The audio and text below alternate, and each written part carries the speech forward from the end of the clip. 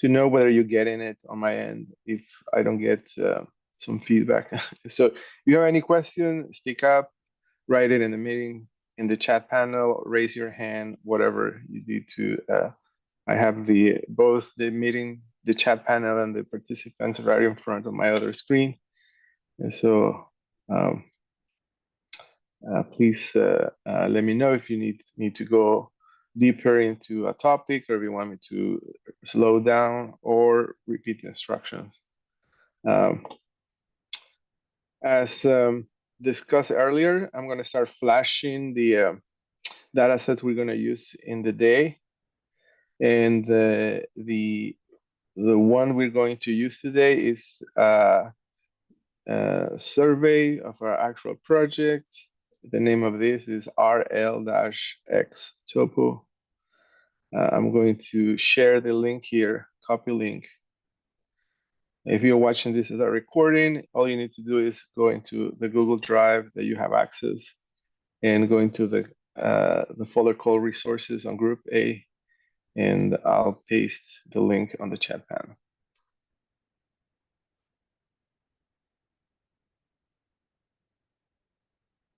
All right, let's review share coordinates, and you're probably tired of hearing this, but it's important that it sticks to our head. What is the Revit coordinate system? A quick review on last previous class. Revit, it cannot create infinite size of projects. It's limited to 20 miles. It's more like a square or a sphere as far as the amount of data and geometry that it can process. And within this 20-mile space, there are 3 points that we need to be aware of. If we link a file or a survey that is larger than 20 miles, Revit is angry. You will receive this message, right? That the geometry is larger than 20 miles, and this creates some geometrical graphic representation issues. And you're going to see an example now in a minute. So the 3 points we discussed is the internal origin, which is a point that is the center of this 20-mile space. It is a point that is visible. You can snap to it, but you cannot move it. It's fixed in space, and it's only visible to the user when we link files. We can link two Revit files using the internal origin as the insertion point. We can also link a CAD file to a Revit file using the origin. So that means the 000 of the CAD file will snap to the internal origin. The other 2 points defines the Revit coordinate system. So unlike AutoCAD, where there's absolute 0, in Revit, the survey point is a relative point. And this shape, the point that has this shape, the triangle shape, is the survey point. The survey point can be placed anywhere in the 3D space in X, Y, and Z, but it's usually snapped to a monument that is closer to the project site. It could be the intersection of the street, or the top of a plate cover, or the corner of a building, or the endpoint of a property line. Survey point usually defines the elevation at sea level, so the elevation is most of the time at 0. And then the project base point is an alternate coordinate system that reports units relative to the survey point.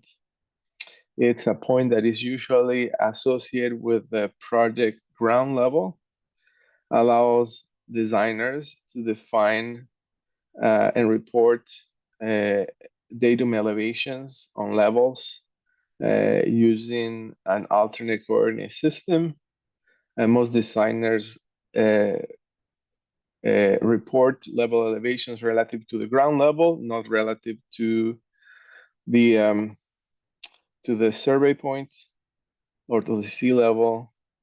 On the architectural world, I know that in landscape architects, we mostly, well, you tell me, but we mostly, when we do, when when we report points and gradings, we use points relative to sea level.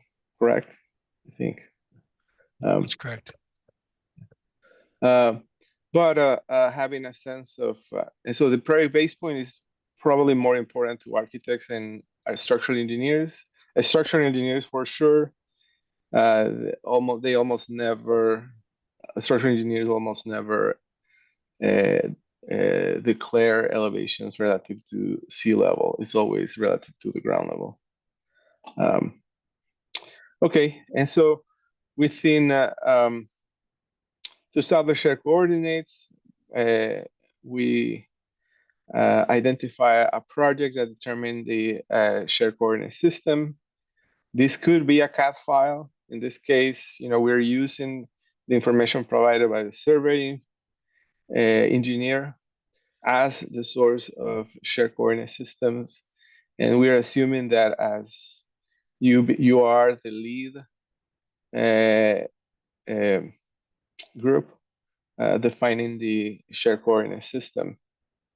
Sometimes, in many occasions, you are a sub-consultant for a group where the architect is the BIM lead, and the architects usually take the lead in establishing the coordinate system for everyone, and typically in the BIM based project delivery, the architectural firm would create a pre-execution plan that describe the process by which all the consultants acquire coordinate systems.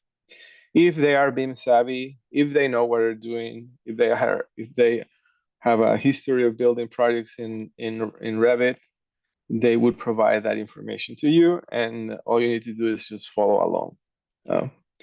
But if you are partnering with a firm who's new in Revit and they don't give you this information, and you need to help them set up the project, then I'm showing you how you can do it yourself, right?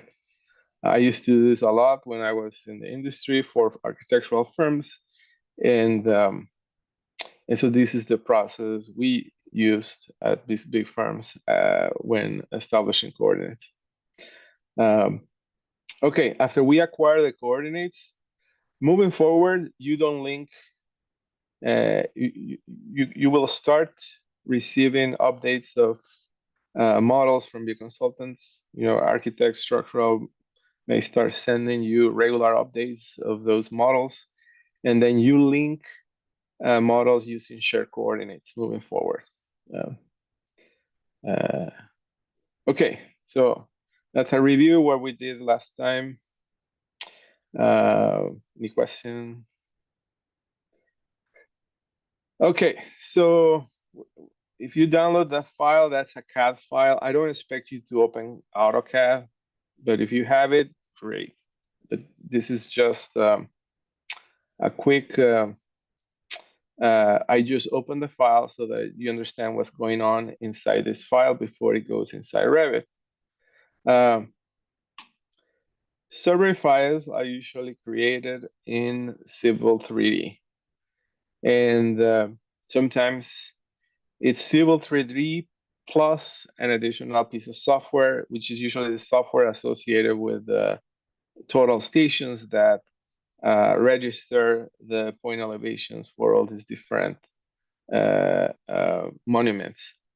And so these survey, it reads perfectly in Civil 3D. You open this file in Civil 3D, and you get all the properties because it's a file that is native to Civil 3D. Now, AutoCAD Vanilla does not have Civil 3D capabilities, and usually, when you select the smart object that comes from Civil 3D, they will report something called proxy objects.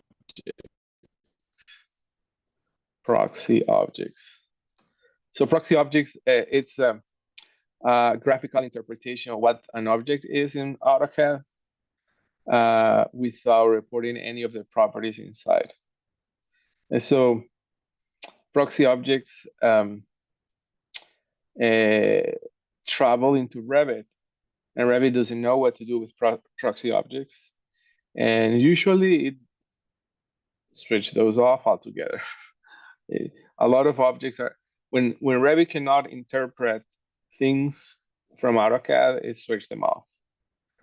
And so, in order to read, like in order to read the information coming from Civil 3D, you need to install the Autodesk object enablers.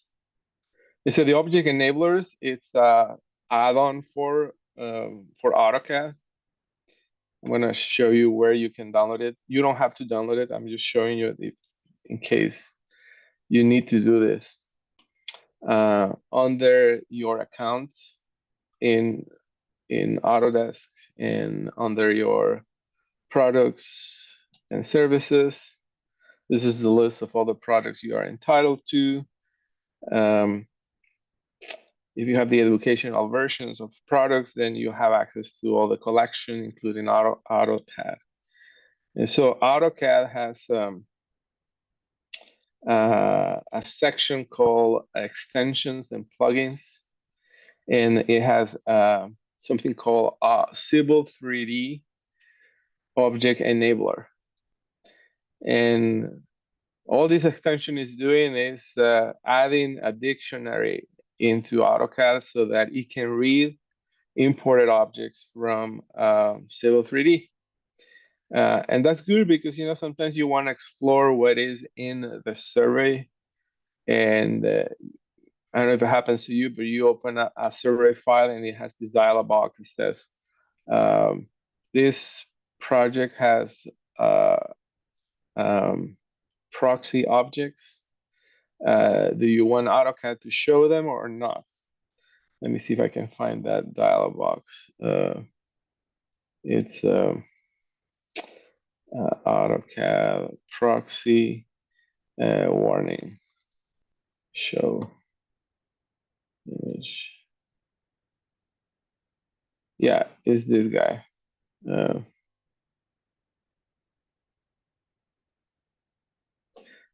This is what usually happens when you open a CAD a Civil 3D file. Man, you say, what the hell is that? More often than not, we just ignore this. But AutoCAD gives us these choices: don't show the proxy graphics, show proxy graphics, or show proxy bounding box. If you show proxy graphic, so what AutoCAD is doing is trying to extract whatever geometry it can from this proxy object, and it will display it as a proxy object. If you don't have the enabler, if you install the Civil 3D enabler, then this proxy dialog box will disappear. You won't see that anymore because Revit now has this dictionary that reads Civil 3D. Okay, and why is that important? Because there are things in AutoCAD you can do to extract information about the survey, like the point elevations. Now that I have in AutoCAD Vanilla the object enablers, then I have access to the Cogo points, which is a very specific Civil 3D object. And then from AutoCAD, I have access to the point geometry information that otherwise wouldn't be visible in AutoCAD. And so that's the first thing. If you want to have full data information from the surveyor, install the object enabler in AutoCAD. The second thing is let's look at the orientation of the plan. This is the survey the same way it was received from the surveyor. So it has a project. It's oriented via the project north. But notice also how the navigation box is rotated. So this is a, a visual cue that the project is not oriented to project north, and that's okay. But this is a visual that says, okay, this is the project north, and the project north is at an in, at a line that it's northeastern somewhere. Uh, and so before we bring this into Revit, uh, we need to make sure that we have these survey geodesically referenced. And so we did the same exercise with with the with the PDF before. So we're going to repeat it here as well. So first, I need a line. Notice also two things here, that the UCS is rotated. So I think this represents the true alignment of the project north. I think I see that, you know, the Y direction coincides with the north in the Q. And then I need a reference to that project north associated with the survey point. As a group, as a team, we decide what the insertion point is going to be. The shared coordinate system could be this plate. It could be uh, the property line. It could be the intersection of the street. I'm choosing the corner of this building because it's easy to identify, and it has elevation that I can borrow. That's 52.4. Excuse me, on that point, when I was always setting these things up, we would never do that point because it would be a negative coordinates, or is that or maybe because we're doing the shared coordinates, maybe that's not the case anymore, but does that make sense? When you say negative coordinate, you Yeah. won't use what, the Yeah, upper we left would, yeah, we would always be at the lower side. or Yeah. the lower right? The lower left usually. Lower left. Yeah. Yeah, it's oh, for the, I see what you're saying. For the quadrant location of the points.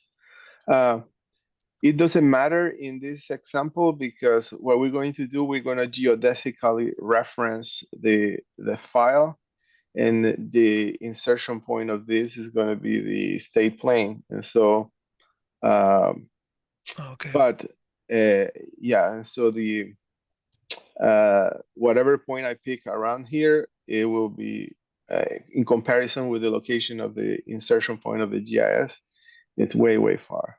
Uh, And the other thing is I don't have all of these, all of those survey points in my file. Is it because I don't have the proxy enabler or the proxy objects, or I you don't know if don't, other people, yeah, I don't have all of these. do you All, see the green no, points? I don't have the green. I don't Yeah, have the red text. Yeah. that is because of the proxy objects. Yeah, and that's one of the things what happens when we don't have the object enabler. Like there are objects that do not appear in the screen because AutoCAD doesn't know how to interpret them. Um, not critical because the information is still there, uh, and but yeah, if you were the person setting this up from scratch, I would definitely recommend you to install the object enabler to inspect the file before it goes into Revit. Um, there he goes. Yeah. Thanks, Jay, for sharing. I missed on how to do it. So yeah. Okay. Oh, the how to download the object enablers. Oh, this is one from Land Effects too. Yeah, so every CAD file has a different object enabler. So, and that's the sad part. See, if you're using AutoCAD and you are using environment, for example, or a specialty CAD file by a X manufacturer, then each of them have customizations that only work within that software. And so CAD software manufacturers usually provide object enablers to vanilla to AutoCAD vanilla users, so they're able to visually see the objects they have created. Otherwise, they will disappear, like it's happening to you.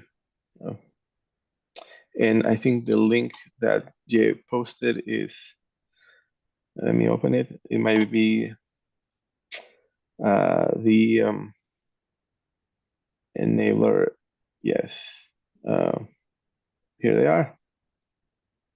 This, they are extracted from the accounts. There, I think in from the Autodesk point of view, I think it was all the way to 2021. It was they were downloadables, but starting 21 upwards, you have to download it via the account. Uh, Thanks for sharing. This is another way of doing it. All right, let's continue. Um, so we're in the CAD world. We're all we're doing is inspecting. This is the way it was received. Um, I need to create. And I'm going to choose this line, this corner as the coordinate system, but it could be anywhere. I mean, if this lower left side is something you feel more comfortable, it could be this intersection. Um, I need to add a line here that is represent the orientation of the project north. So when I do a line, uh, line, the endpoint of here, notice that if I click, if I do this perpendicular, like I don't see what is the project north, but I know that the UCS is rotated with the project north. And so there's a command, and this is not an AutoCAD class, but there's a command called snap angle, which allow to rotate the the cursor. Uh, Snap angle 0, I think. There you go. You see how now my cursor is aligned with the UCS. And I am assuming that this UCS is the project north because it just makes sense, right? And so I'm going to draw a line from the endpoint of this, and that line represents my project north. That my true north. I'm sorry, true north. Okay. UCS. You know, snap ang. Snap ang. Uh, uh, I'm just gonna keep it like that. All right. So now I have to geo-reference this file. Same process we did before. With the difference now is that this file is in 3D, so it has a surface in 3D. You're not going to be able to see this surface if you don't have the object enabler. We have the points in 3D as well, and unlike the 2D, these I can derive contours and topo surface topography points from this file. Let me undo to where I was before.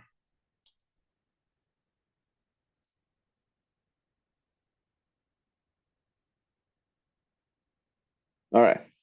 So same process. in order to georeference this, how do I know this is not georeference first? If you, in AutoCAD, if you go to the set location from map, um, uh, yeah, if, where's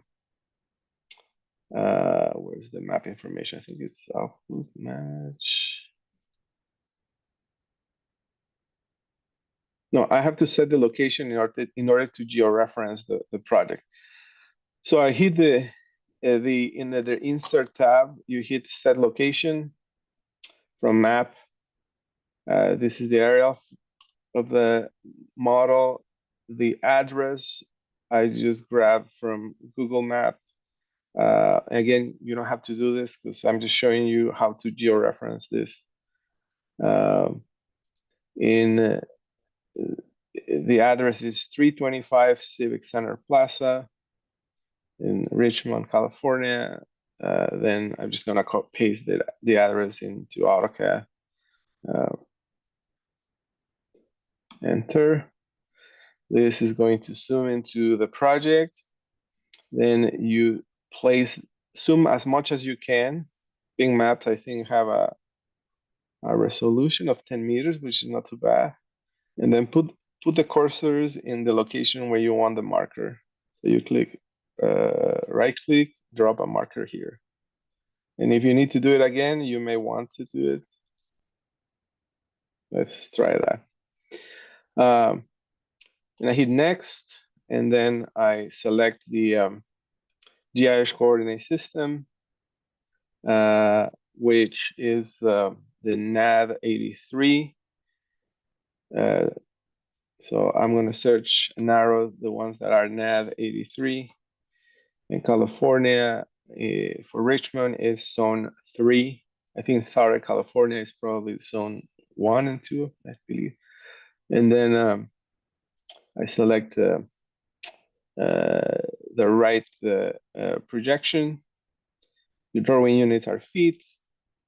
Then I snap to the point where I want the marker. So it's the corner of the building. And then AutoCAD is asking me what is the project node location. I'm going to say is the end point of the line I drew. And after doing that, the aerial map is going to come up. And this way of georeference is going to bring an aerial photo for any project you need. It doesn't have to be a survey. Any CAD file you have, whether that is traced from a sheet or it's a rough sketch, or as long as it has the right scale, in AutoCAD, you can georeference and obtain this additional information that will help you understand the context in a much better way by overlaying these aerial photos. You don't have to pay anything. It's high resolution. It's pretty good. All right. After I do this, the file is georeferenced. I just save it, and then I'm going to save this file. File, save as, and I'm going to call this RLXTopogeo2. Now in Google Drive, I have made available that file as well to you. Let me share the screen. This is the file called RLXTopogeo. I'm going to share this file. And if you're watching this recording, it's available on the Google Drive for this class. And here is the new file. This is the georeference CAD survey. Oh, sorry, that's the address. Share, copy link, geo site. And the only difference between this file and the other one is that this one has the aerial photo overlay, and it's using the NAD 83 GIS coordinate system. So go ahead and download that. That is the file we're going to use in Revit if we are in charge of setting this Revit project from scratch. I'll give you a minute to download, save it in a place that you can access. And now we'll repeat the process in Revit.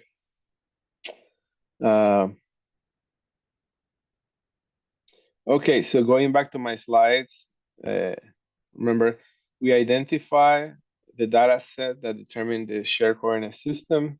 In our case, that is the survey file. We link this source file into our model. If we have geometry already in our model, like if you started some studies, then we rotate the CAD file as needed in X, Y, and Z to align it with your geometry. If you do not have any geometry, skip step number 3. Then we select the link and we acquire the shared coordinates from that source file. This is a process that hopefully you just have to do one time in the life cycle of the design. And once you establish shared coordinates, then your file is going to share the same coordinate system as the CAD file. The export from CAD is going to align with the export in Revit. The export from Civil is going to align with AutoCAD and with the Revit file. I'll show you in a second. All right, we're going to repeat this process again. Jump into Revit, create a new model, and use the default template. So browse, and the default is the only one that has all of them says default, but just use the one that says default RTE.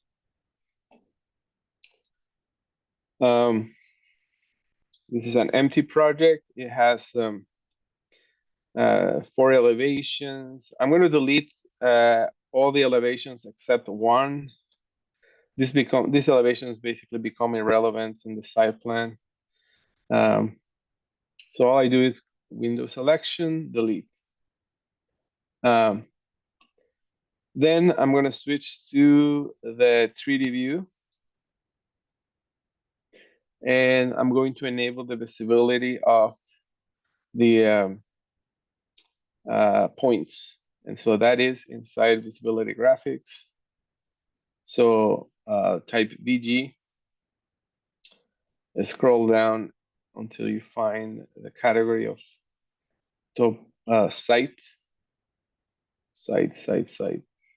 Click the plus sign and enable the visibility of the internal point, the center of the 20-mile space, the survey point, which is the 000, and the project base point, the alternate coordinate system associated with the ground level.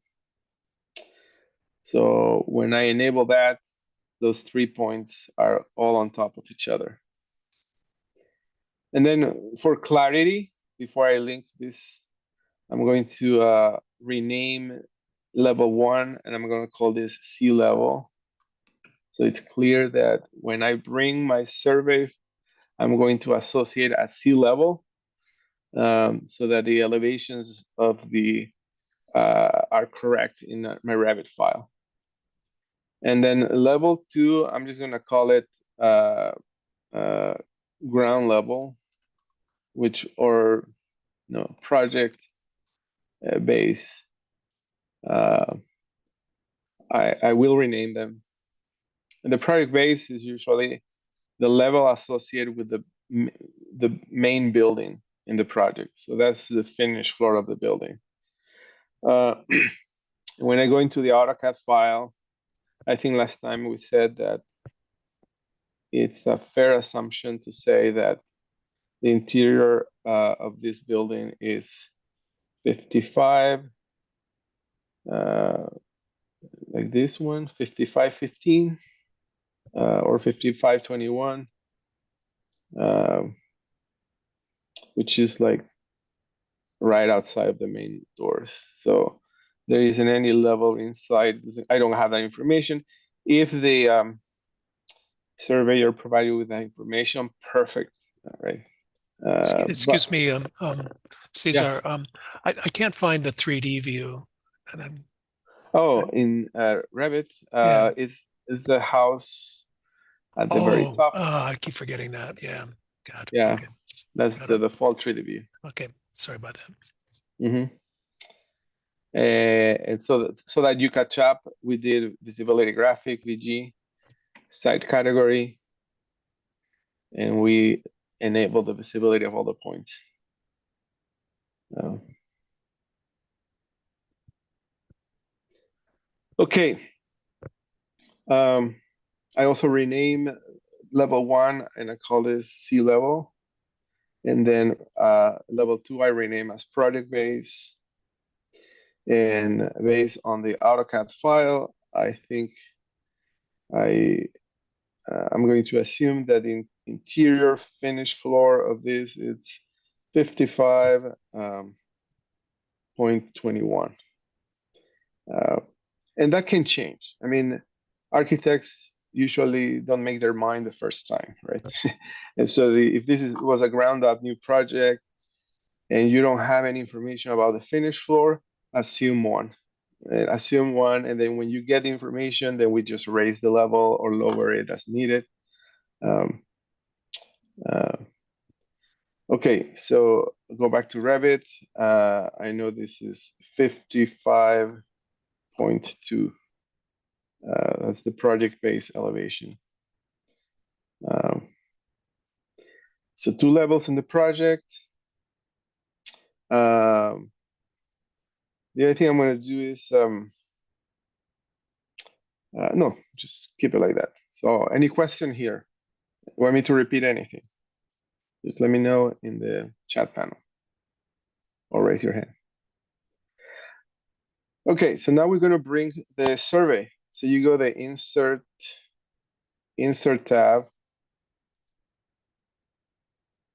tab, manage links, and then we're going to add a CAD file. So click on the CAD format tab. Uh, we're going to add a new link. So click the add button and navigate to the place you download the RL geo file. So I have that in this location is the RLX topo geo. Uh,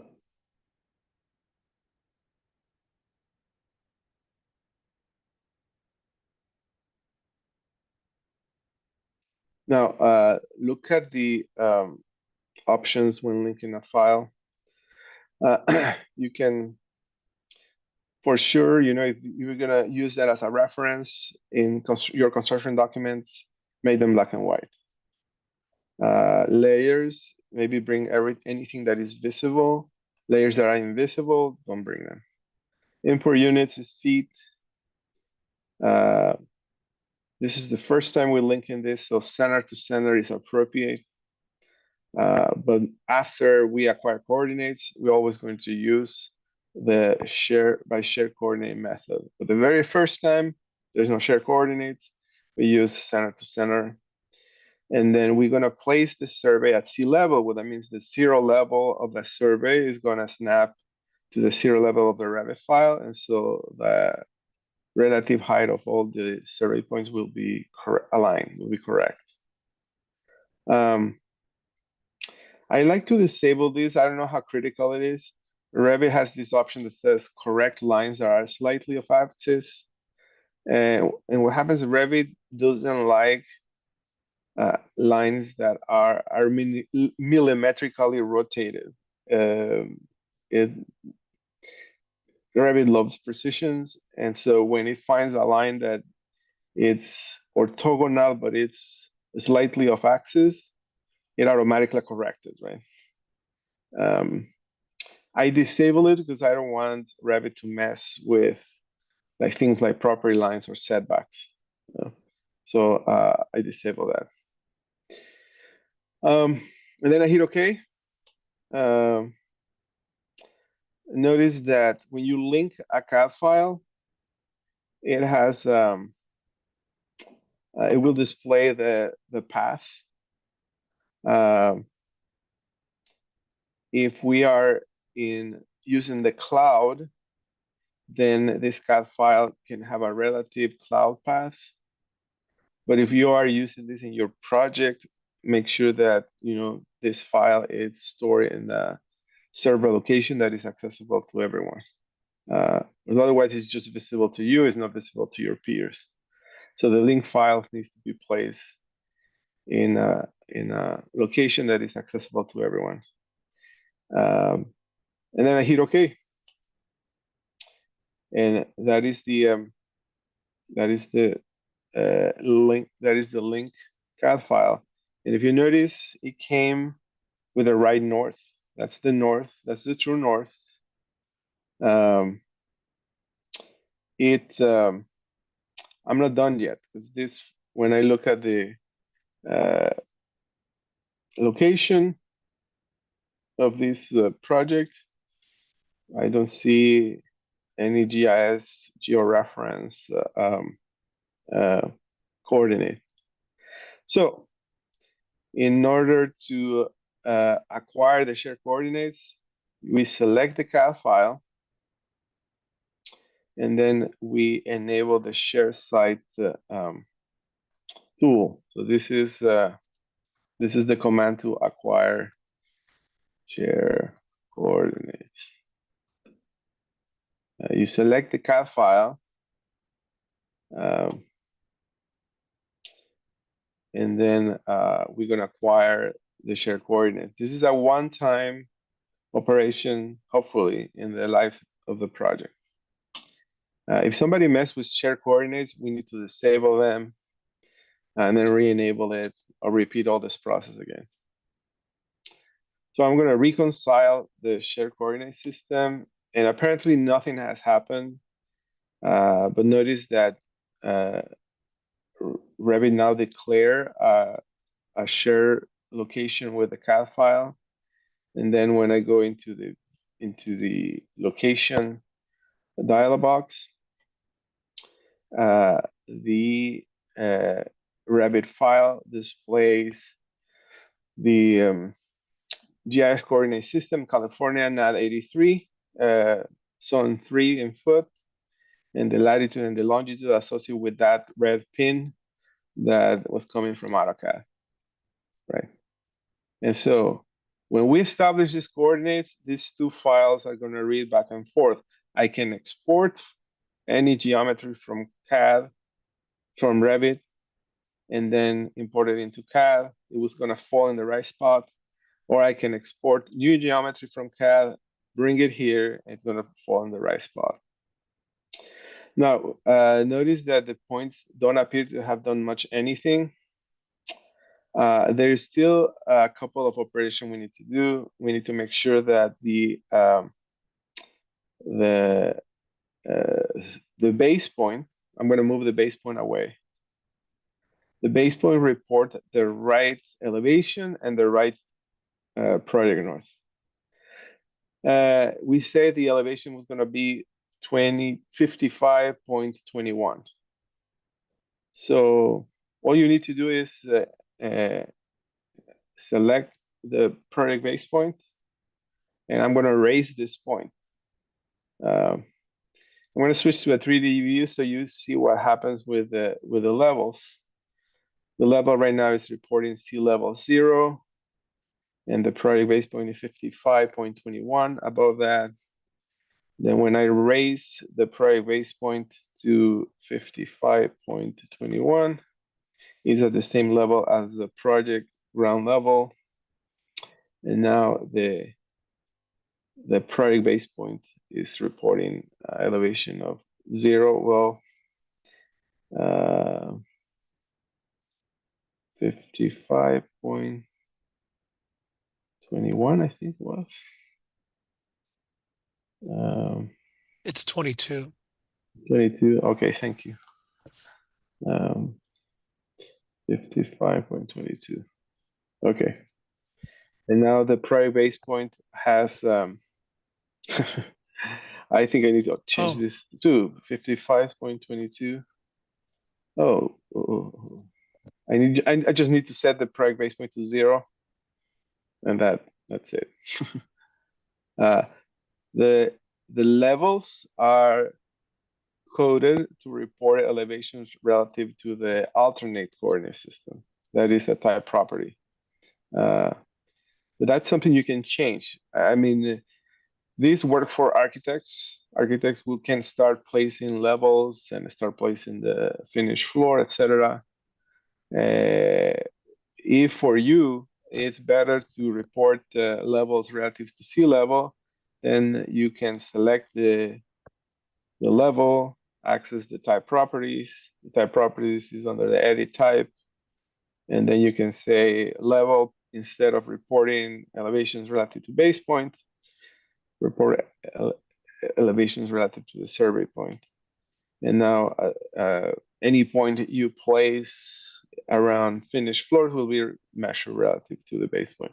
It's your choice, I think. I'm going to undo and keep it at 55.22. There you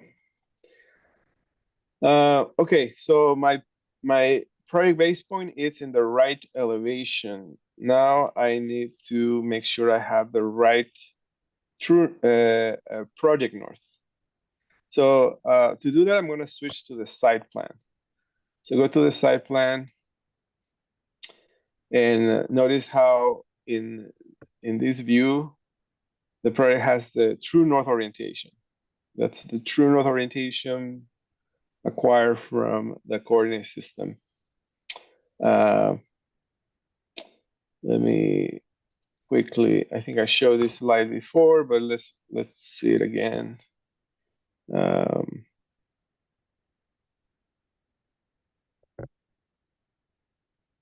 where is my,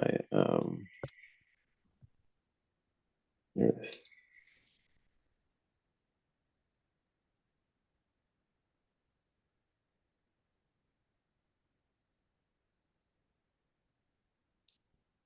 So I think I showed this before. Uh, the the true north and the project north, it's a property of a view. So every view can have either the true north or the project north. When we acquire coordinate system the from a survey, we acquire the true north orientation. That's what we're seeing in the site plan.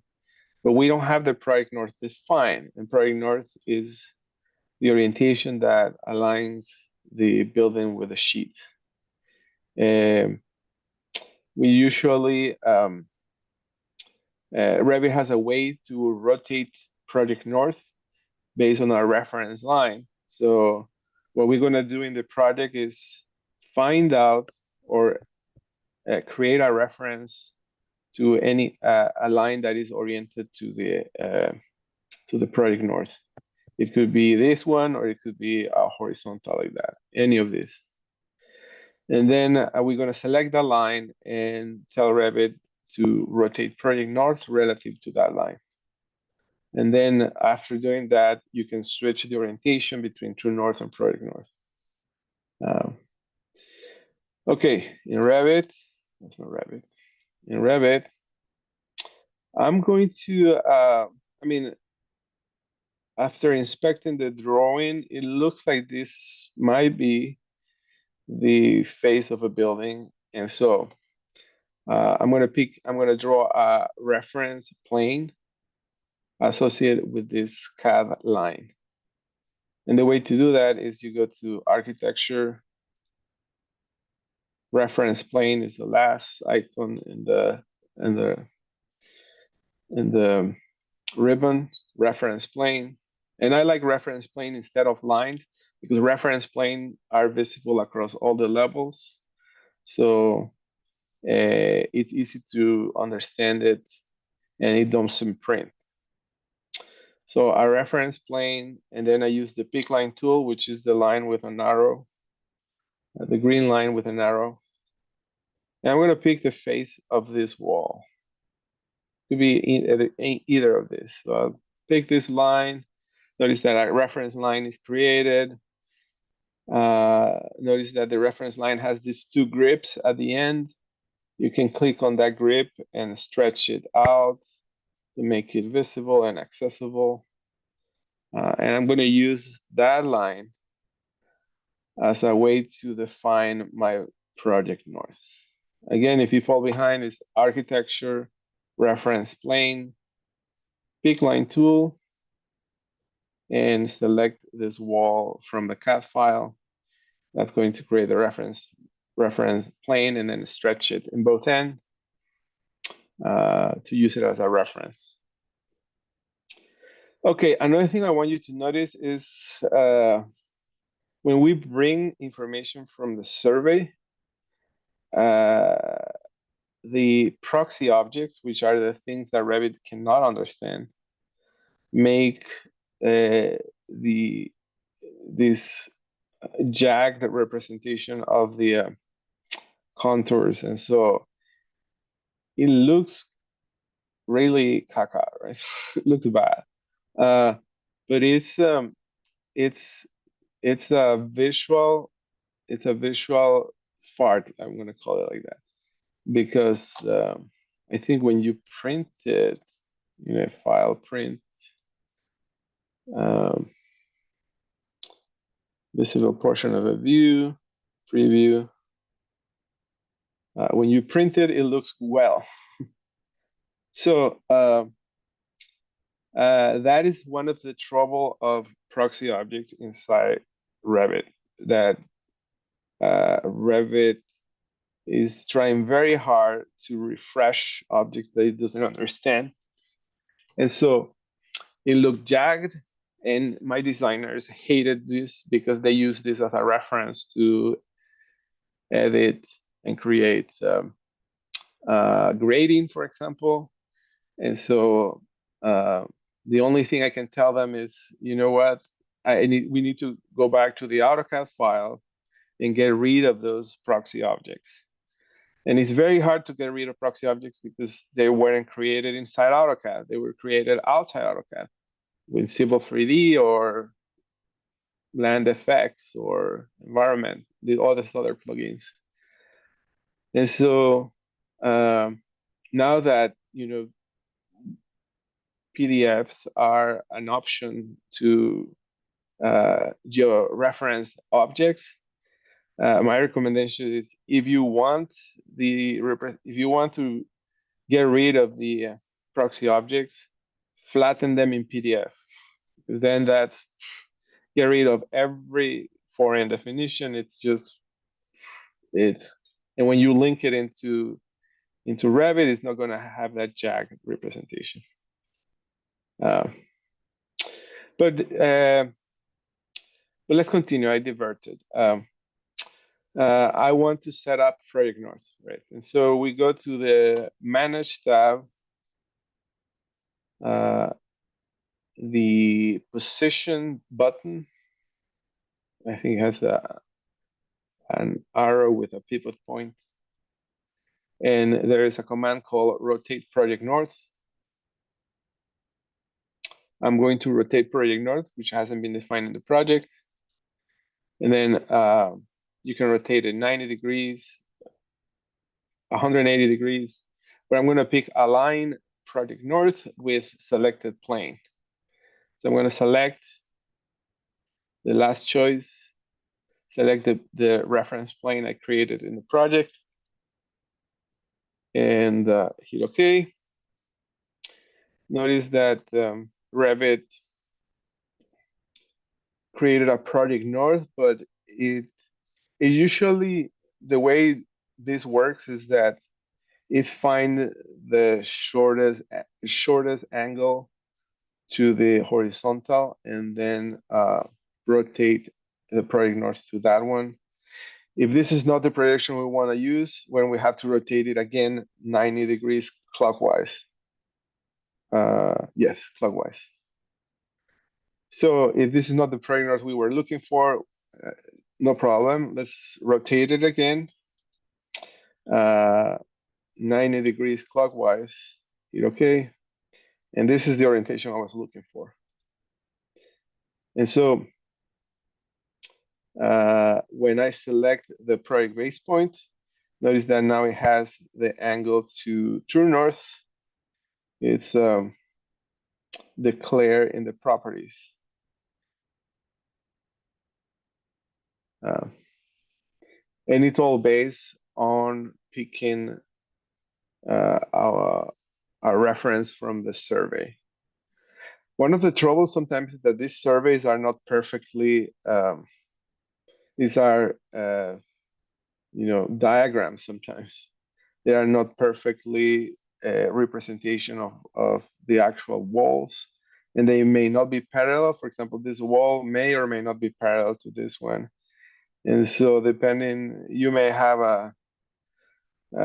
have a discussion, which line really represents the true orientation.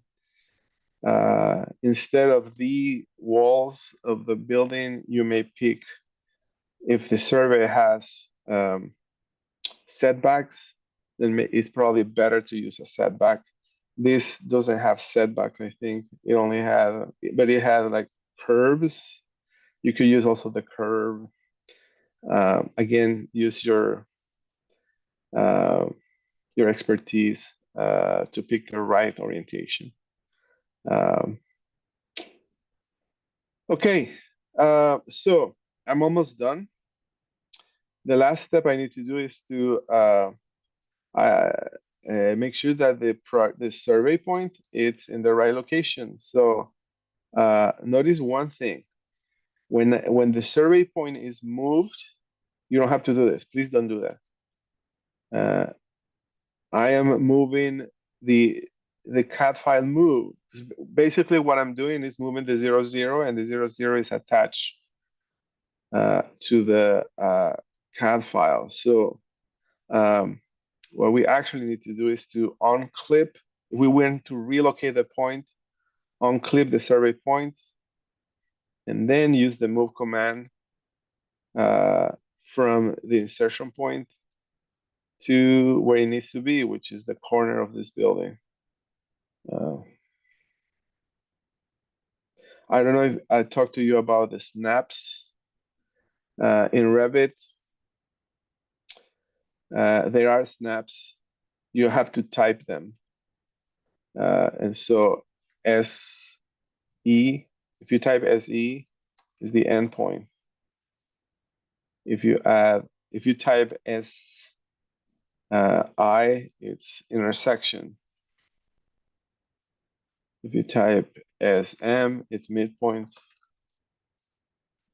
If you type SP, it's parallel. Actually perpendicular, sorry. Perpendicular. Those are probably the most frequently used. Oh, and SQ is to the quadrant in circles and arcs. Um, and so when I'm doing these operations, I just type this on the fly to make sure that things snap to where they need to be. Again, if I zoom here, look at sometimes these is jag. See the project basement doesn't look that is snap into this. This is a graphic fart coming from the object enablers. If I print this, if I do a print preview, file print, uh, the lines are perfectly orthogonal, and the project basement should be in the right location. Okay, so this file has been both georeferenced. It has the right project base point, project north and true north, you want to test the true north, just switch between true north and project north in the properties. This is true north, and this is project north. And you guys, well, you're the experts. So when you do your gradings and your construction plans, do you respect true north or do you find a project north? And you can speak up. Uh, 'Cause usually, you know, if you always use true north, then maybe there's no need to set up project north. Uh, uh, you tell me. Usually like world coordinates, but regarding grading, it doesn't really matter what Oh, okay. where the north is. Water goes downhill. Yeah, the Set world up a co project north. you set up project north. Yeah, just for my understanding of the site. Okay. So in the documentation of sheets, you have to decide, you know, it remain consistent, right? So if you use project north or true north, apply them consistently through all the sheet types.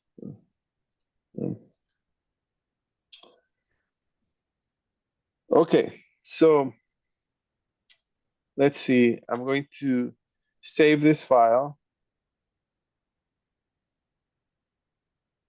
and I'm going to call this again RL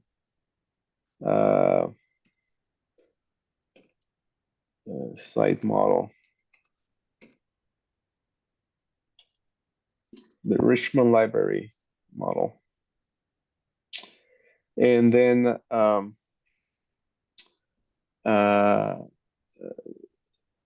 what we're gonna do next is to actually start creating stuff. So all this time I spent a week really just explaining the process of setting that up. Because it's important, it's very, very important we understand what the shared coordinates are. And I hope this was useful to you guys.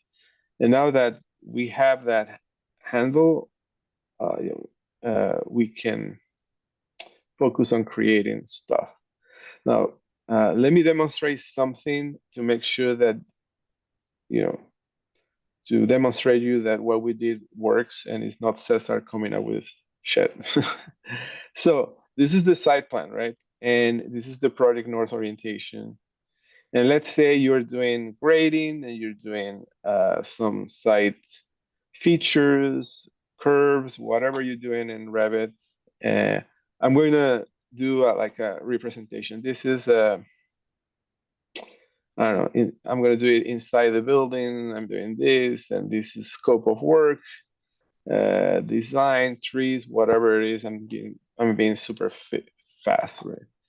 And say you need to send this to a non-Revit user. I want to hide this just for a minute.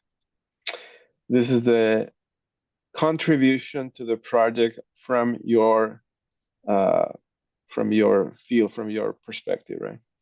And I'm going to export it. File, export to a non-Revit user. Say civil engineer or the surveyor. And make sure that in the export settings, you use the share coordinates as the coordinate base for the export. I'm going to export that contribution, hit next, and this is going to be called PL site model, floor plan site, and hit OK. Right, that's the export of the new what's new. And then on the AutoCAD file, this is the survey file, the civil engineer working in Civil 3D or in AutoCAD. Then I can just link it. So XREF,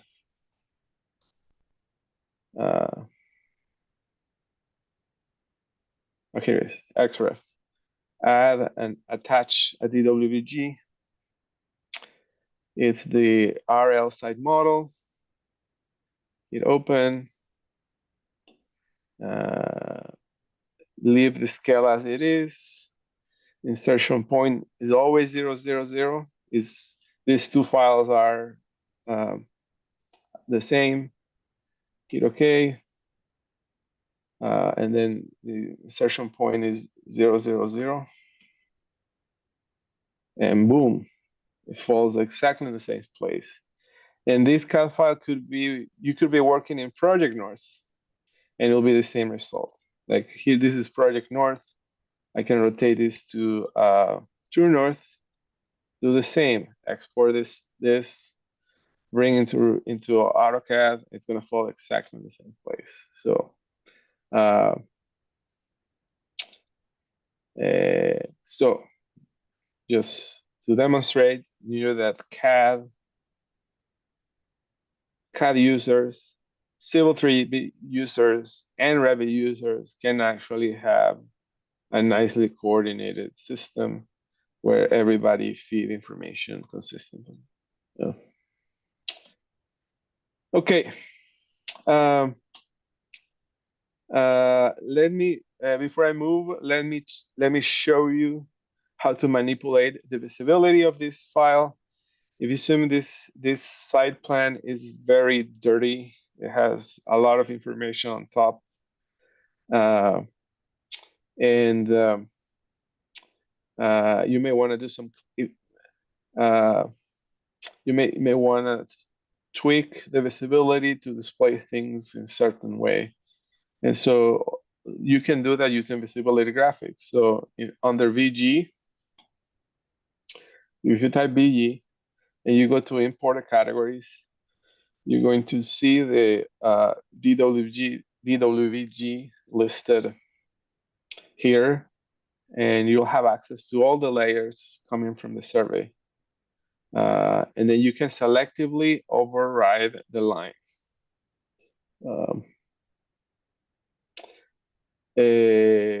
This is if you want to give a different line weight or a different color for some reason.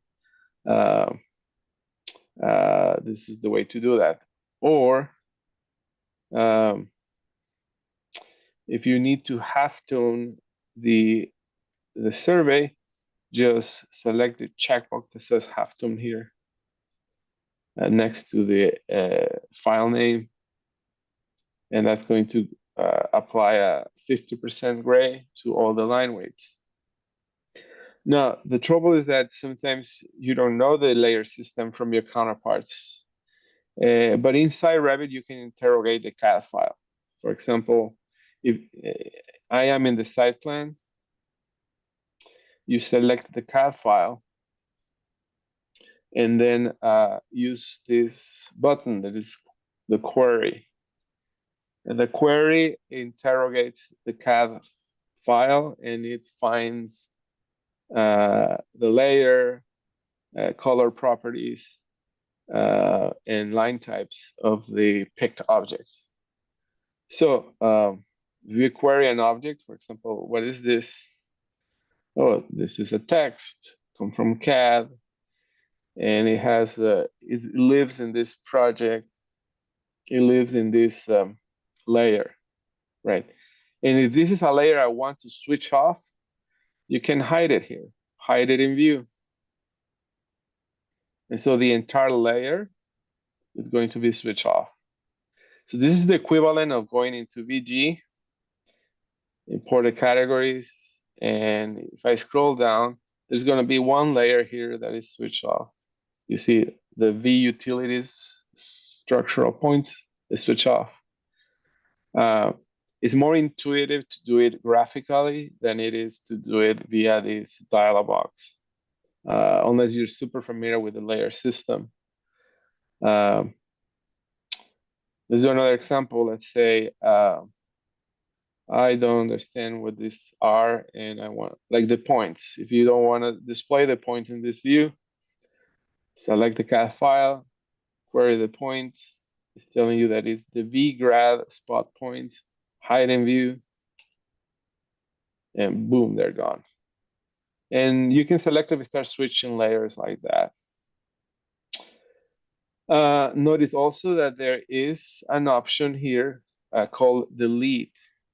Um, when we delete this, we are actually deleting it from getting display in the Revit file, but it's not actually deleting from the AutoCAD file.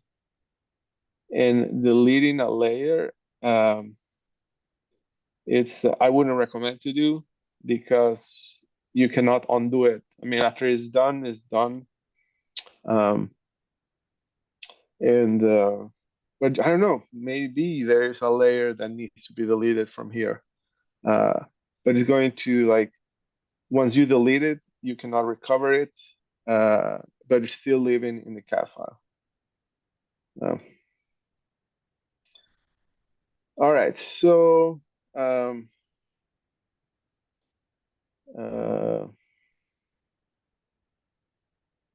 let me see if I can open the file we did. Yeah, this is the file we did last week on the 14th. I just want you to compare the graphic properties.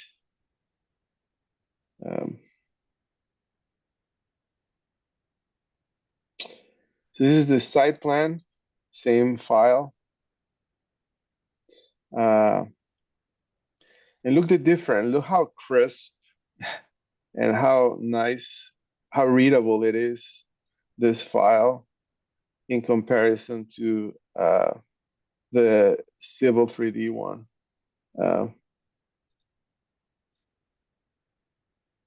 With this one. And this was the result of using a PDF.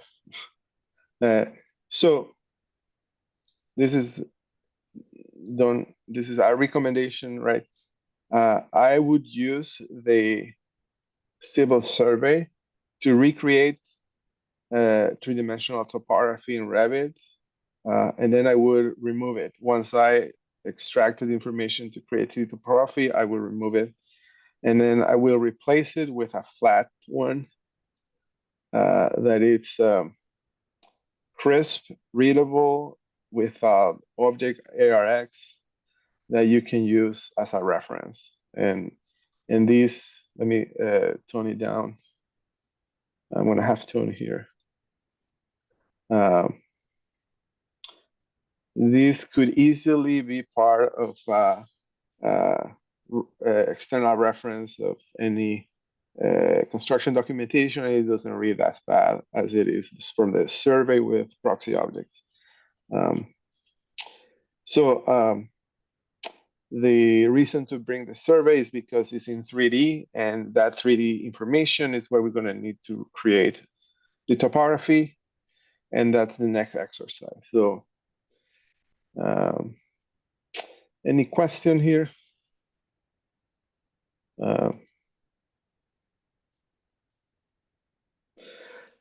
Okay, so with this, we close the discussion on shared coordinates and setting a new project from scratch. Again, this is in the event you need to start, you're the BIM lead, and you need to set this up ahead of any consultant. If you're part of a team, then this process must be documented in the execution plan. If you know your counterpart is the BIM lead, you have the right to ask for this process. BIM lead organizations usually have a BIM coordinator or a BIM manager whose job is to create this type of documents. And a BIM execution plan lists what is the coordinate system, where is the point associated, what is the coordinates, what is the project north, what is true north, what's the process that consultant needs to do to follow and acquire coordinates, etc. And it's a little bit more complex when you have multi buildings in a campus. I'm not going to get into that, but if you are working in a site that has multi-buildings. Um, you can define multiple site insertion points under the site tab. You see sites in the project, you can have multiple sites. Each site is a version, it's a recorded location of the unclipped survey point and is used in the event that you have 2 or 3 buildings that need to be worked at the same time using the same site. I'm not going to cover that today. I don't know if that's useful, but unless you guys want it, I could add it maybe later in the course. Um, all right, it's almost 7 o'clock. I think any question here? When we come back, we're going to I'm going to start the discussion up top of solid. So it's about time to start actually modeling stuff. So under the maintenance side, I'm going to discuss what a solid is, and we're going to create a toposolid from imports, which allow me to create a toposolid from a CAD file and a toposolid from a comma separated value. And then we're going to end up around 8:15, 8:20. So it's 7 o'clock. Let's have a 20-minute break, have a stretch, have a bite.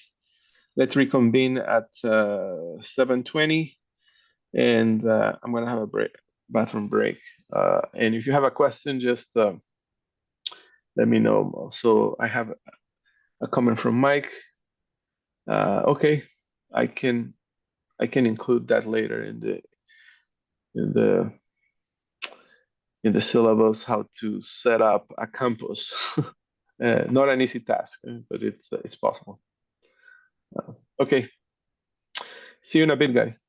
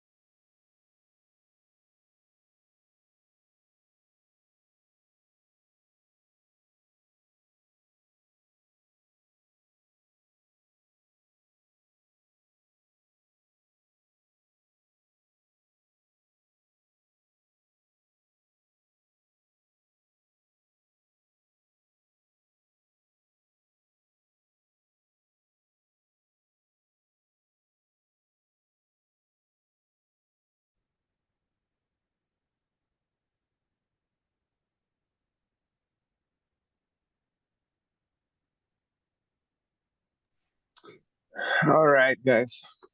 It's 7:20, and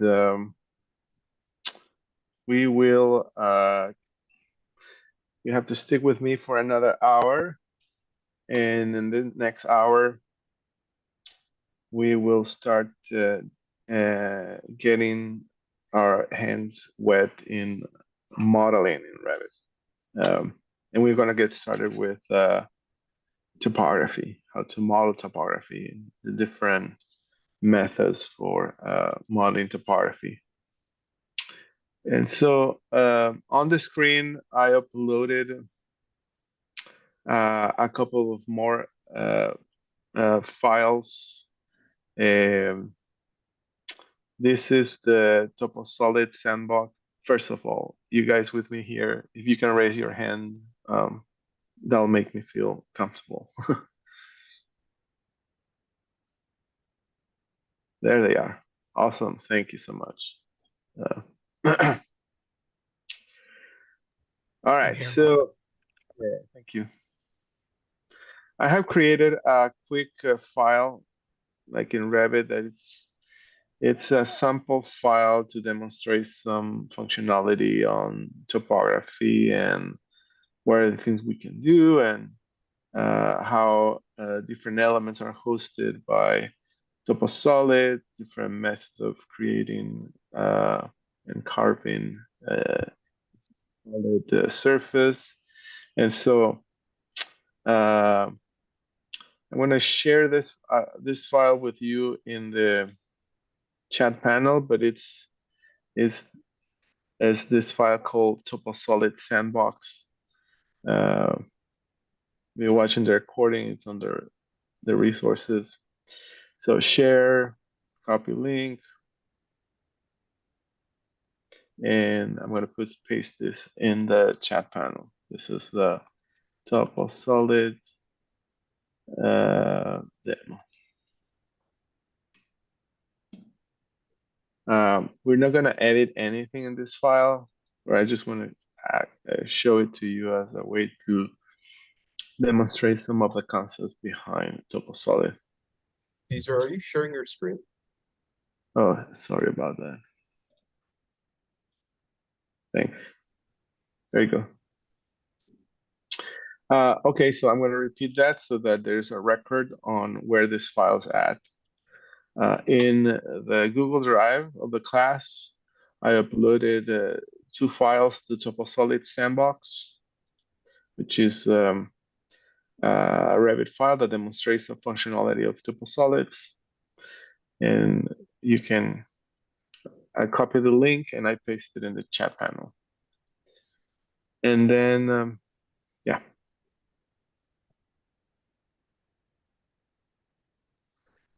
And then there's this, no, we're not gonna use that. So just download that for now.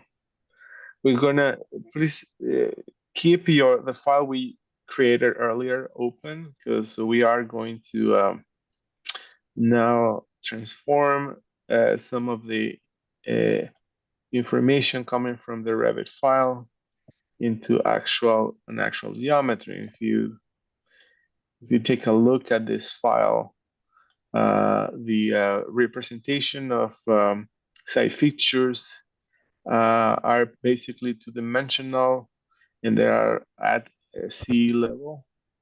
And then the survey points and the contour lines are in 3D.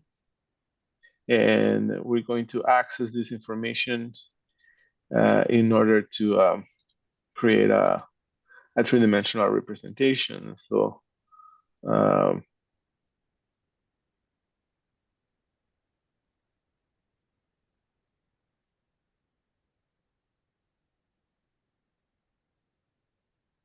yeah. Okay. If you just joined me, go ahead and download the file that's shared on the chat panel. It's called as TopoSolid Sandbox, and open it.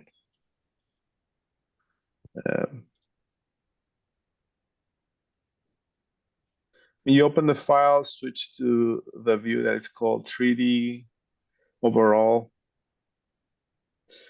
And let me start talking about TopoSolid here very quickly. So, well, prior to Revit 2024, 2020 to 23 and before, this is what the topography used to look like. They were called topo surfaces, and they were surface representation of what a topography looked like. Topo surfaces, you cannot create type, you cannot access type properties, and you cannot have multiple families of topography. A topography was a single setting that was universal, and here are the old topo surface settings, and there was a unique way to represent contours, and that was it. You cannot segregate topo surface by type. It was a system family. It had the ability to host other elements. I'm going to apply a selection box to this to demonstrate that when a topo surface was cut, it created the impression that it was a solid object, but that was just a mimic. It wasn't really a two-dimensional solid.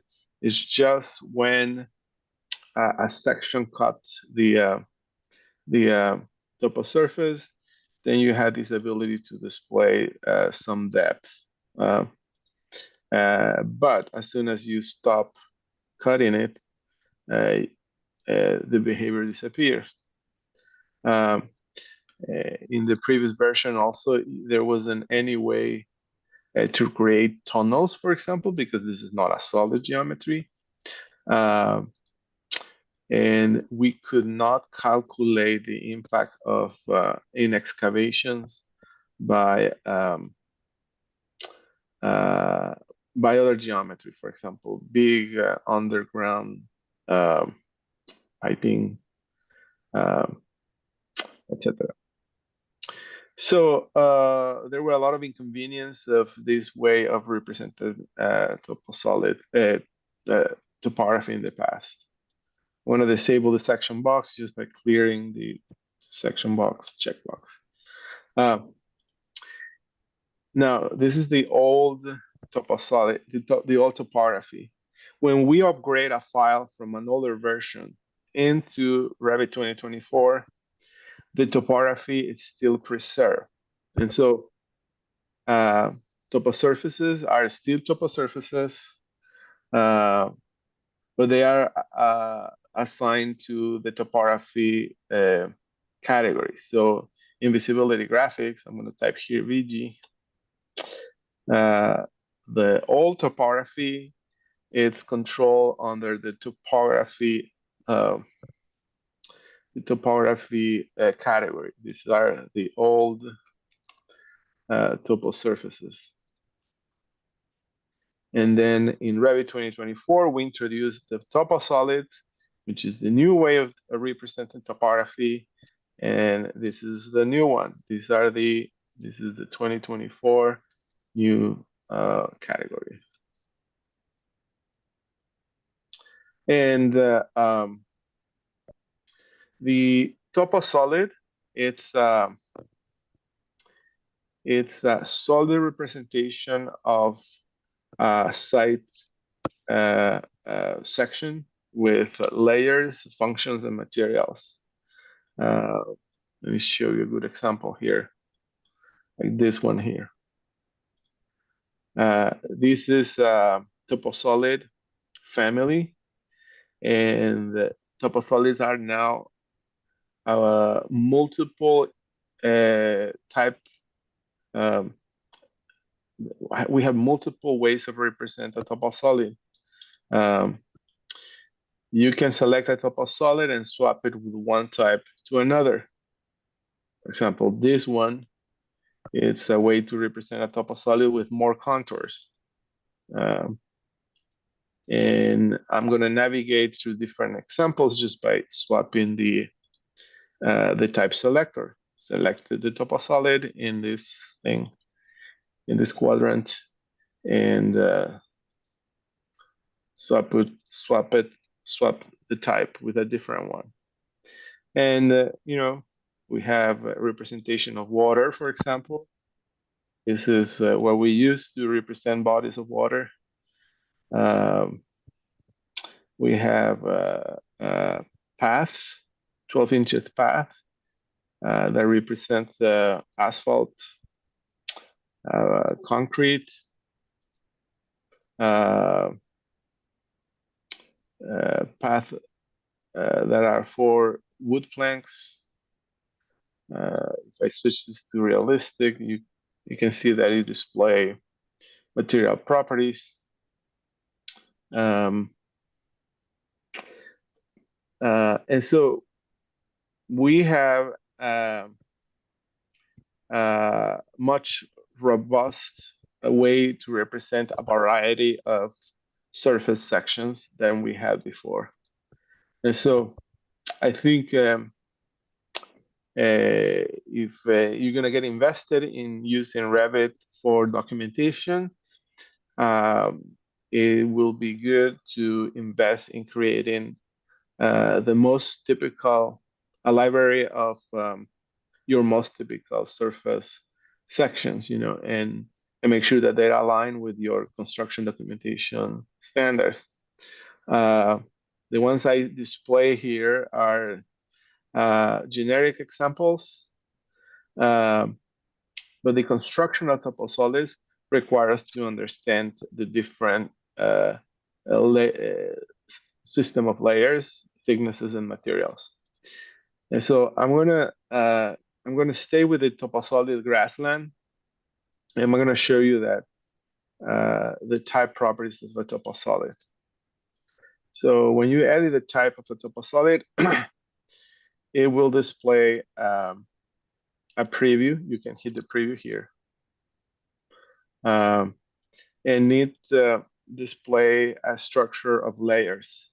So when you hit the structure edit button, it display. It is a tabular display of materials from the very top to the bottom.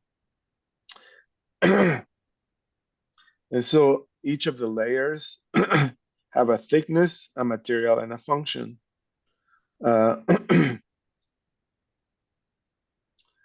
Notice also that the function is important because it allow to prioritize how. I'll come back to these numbers that you see here. Those are called the priority numbers. But for now, let's just say that a function, it's important to establish the automatic connections between different layers of the similar toposolids. We have materials, and the materials are both appearance properties and physical properties. And so we can actually calculate weights and apply some structural analysis by applying the appropriate physical properties. And it has thicknesses associated with that. There is also, notice layer 2 and layer 5. It just says core boundary. Layer 2 and layer 5 are not materials. These are just delimiters. They are always going to be present in this dialog box. And what this is saying is, it's just saying that the region between the cores define the area of the section that supports structural properties. And so earth and gravel are solid elements in this section, and they are considered part of the core. So The core is basically just a delimiter and is saying that this is the core. You can insert additional layers and move them up and down using these buttons. And you can assign different thicknesses, different materials, different functions as well. The functions are listed in priority number 1, 2, 3, 4, 5, and the number you see in brackets, it's Revit way to understand how to make automatic relationship and connection with other elements. To understand this, I'm going to pull a slide here. We're going to start creating a toposolid from scratch. File.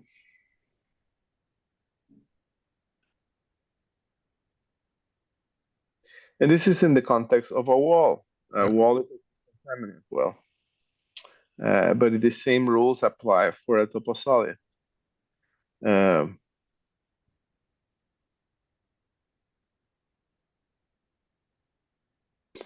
So this is a compound. This is an intersection of two compound walls with have a different layer composition. And so when Revit join elements with the similar composition, you use the priority number to make the most educated guess on how the layers are connected.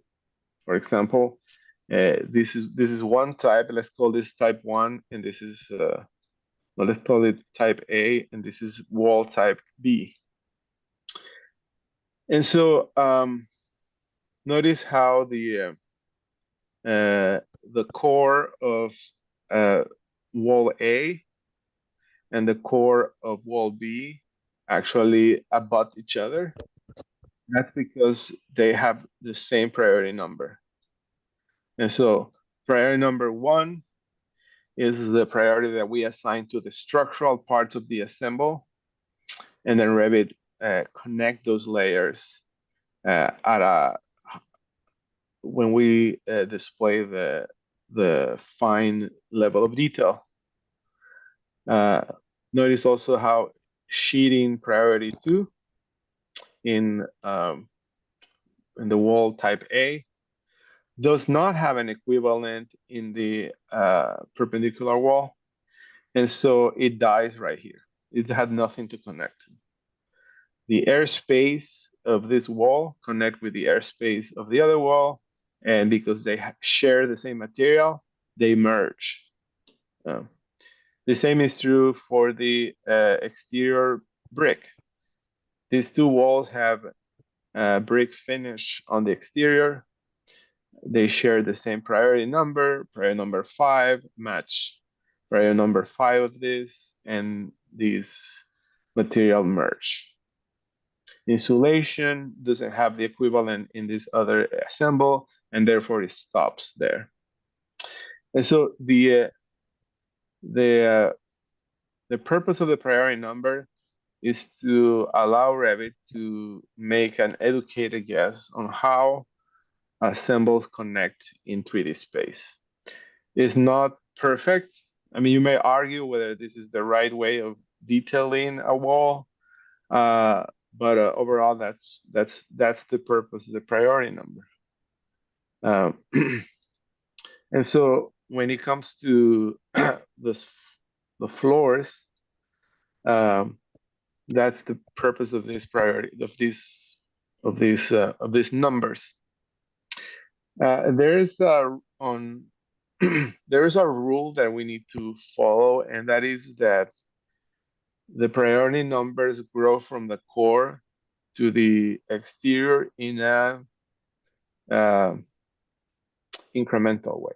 In other words, we grow from 0 priority to number 5. And notice how this is priority 1, 2, 3, and 4.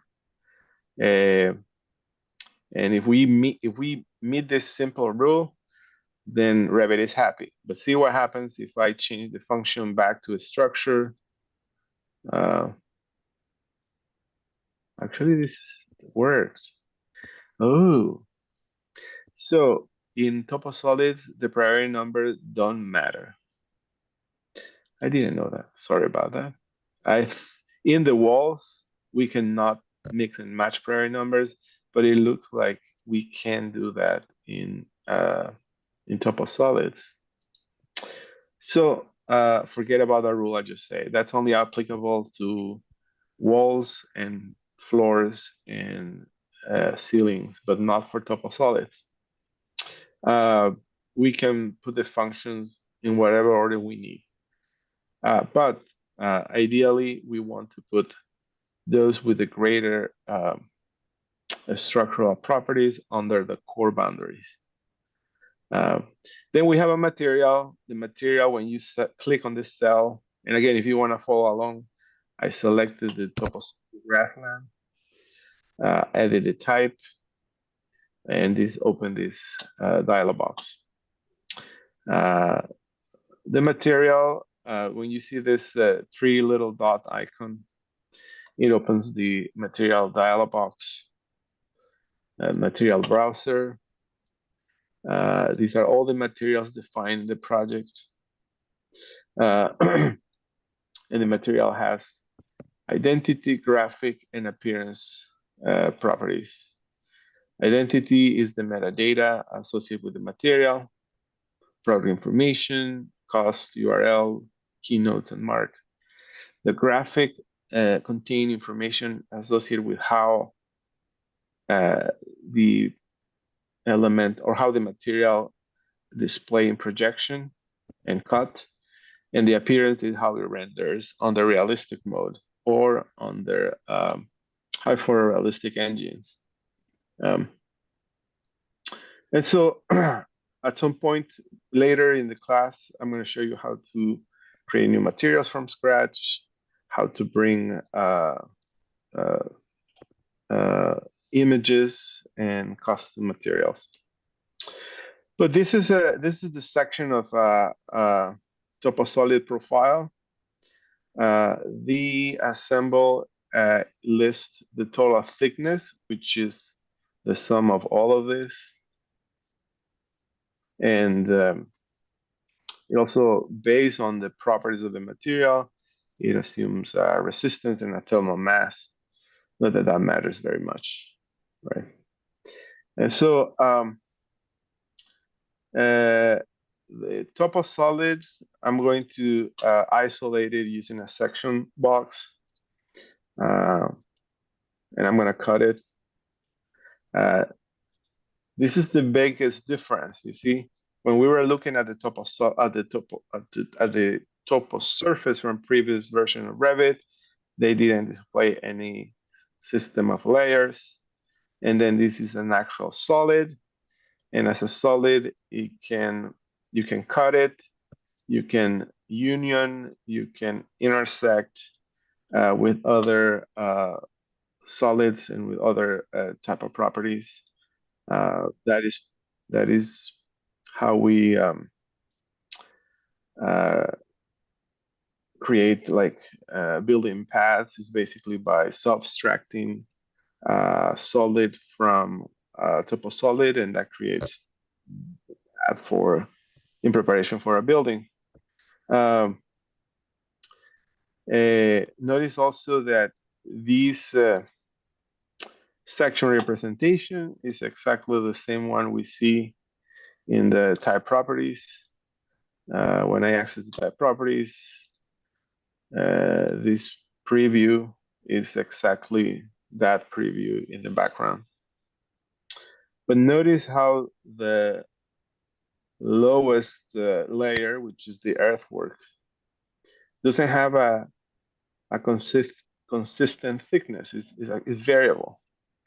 And that is what this checkbox means. You see how in the definition of materials, we have a checkbox here that says variable, and that means that this layer is not going to be consistent thickness. It's not going to have the 6 inches, but at its lowest level, it's going to have 6 inches, and then it's going to remain flat at the bottom, and it's going to absorb any difference above. So see what happens. So the 6 inches of the earth happens on one end. So here's where the 6 inches happen. And then in the other end is just variable. If I disable that checkbox, see what happens. Then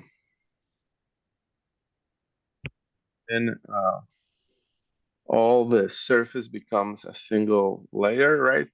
And so depending on what is the type of representation you need for your sections and your details, then you can construct your layer system with enable or disable variable layers. That makes sense?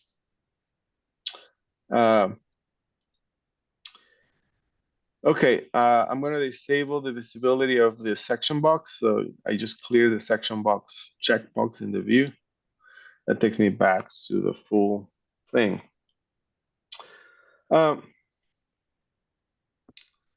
Another thing about the solids is not only I have the ability to have multiple families. You see all these families, all the system families created in this project, but you can also have different methods of representing the contours.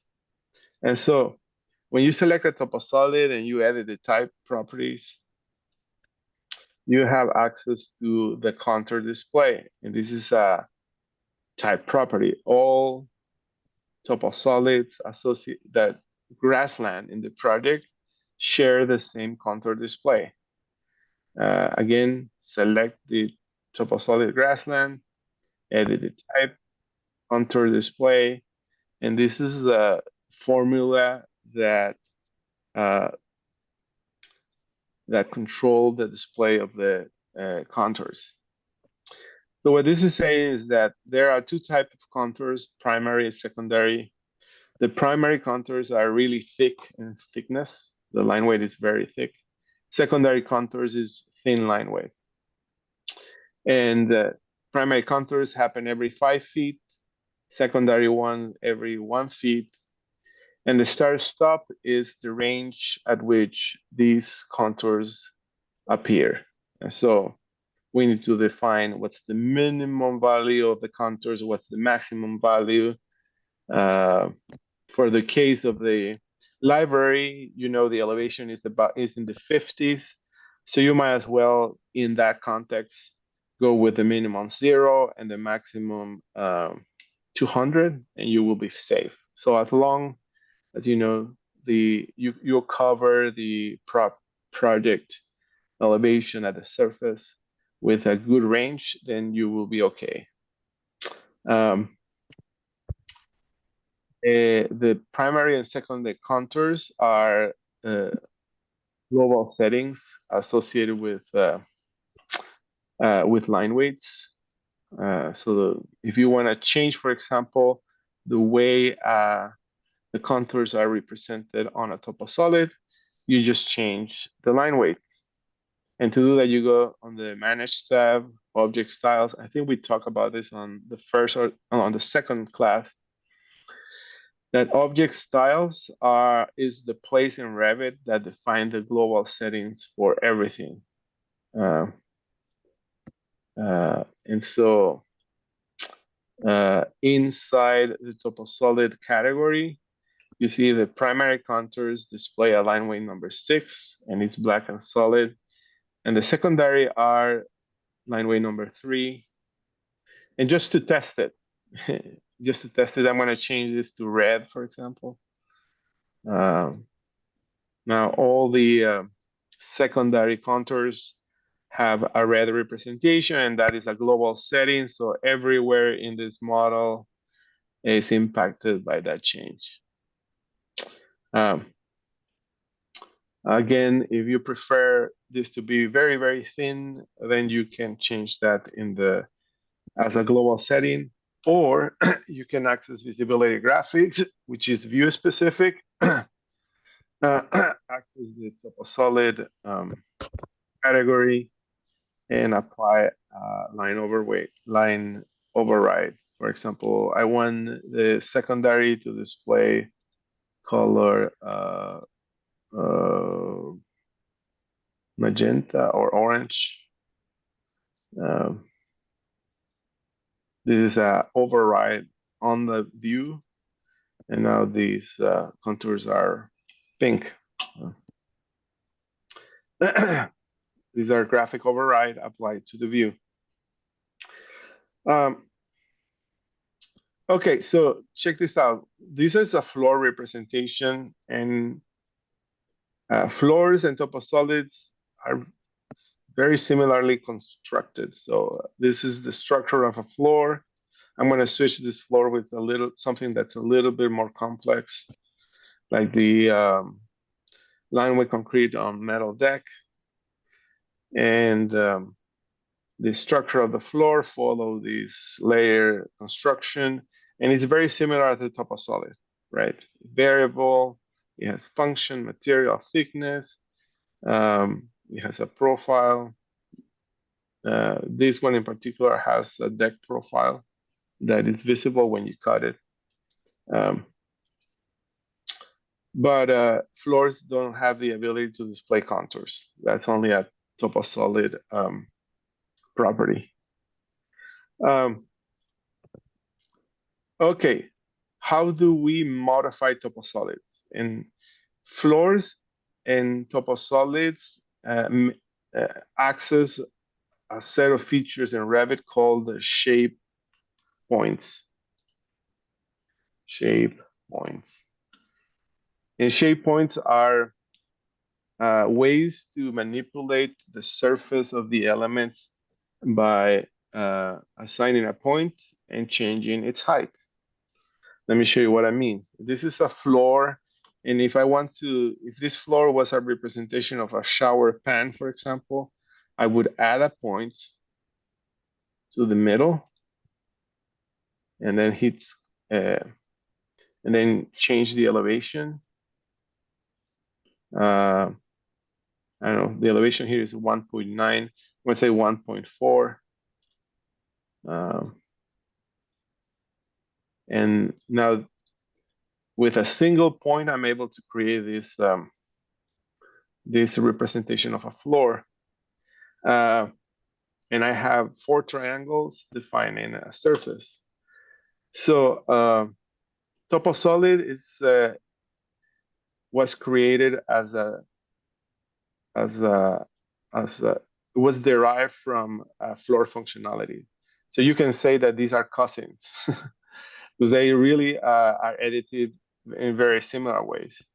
If these are existing conditions and you want to start modifying, then you add points here, like this is the surface point, and then just adding a few points here and there, and then Revit is generating these new triangular shapes, and then I select a point and raise those points where they need to be according to my design intent.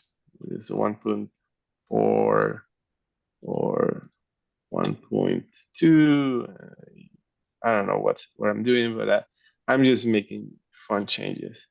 And when you're done, you just hit escape. And so notice how behind this toposolid, there is a 3-dimensional mesh. And that mesh is visible if you display the folding lines.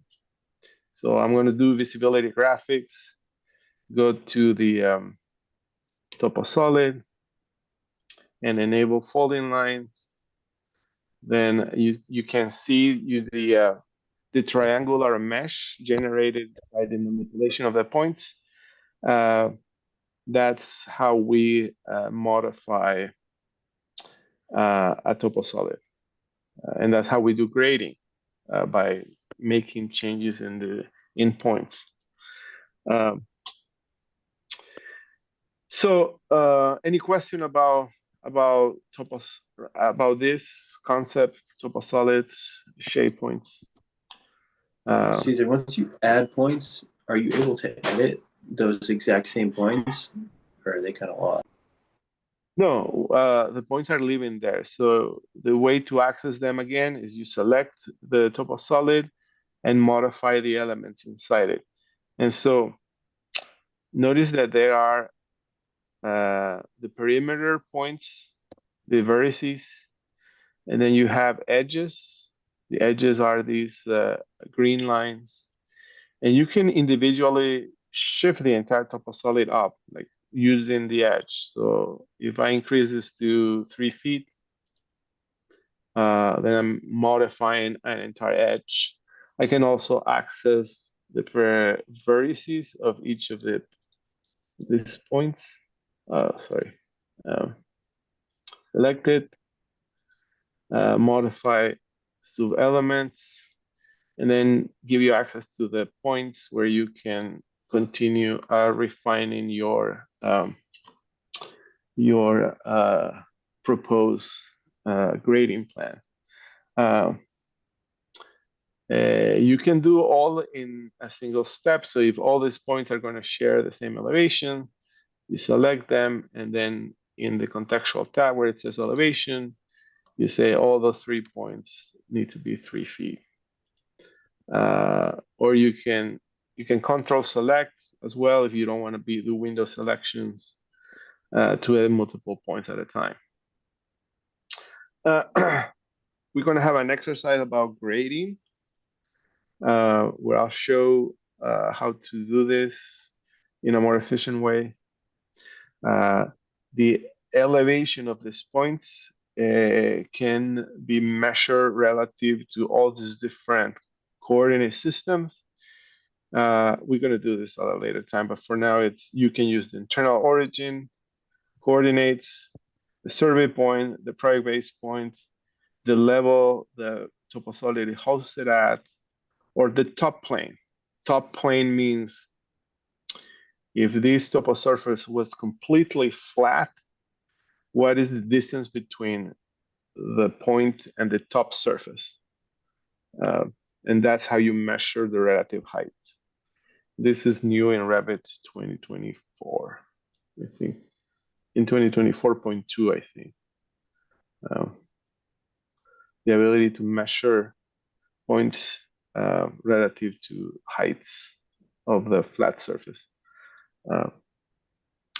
Okay, but displaying the mesh, it's a little distracting, in particular in construction docs.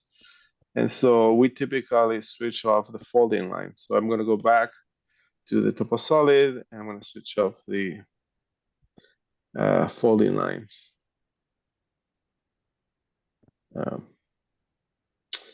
There was a comment earlier, I don't know if it was group or another group, about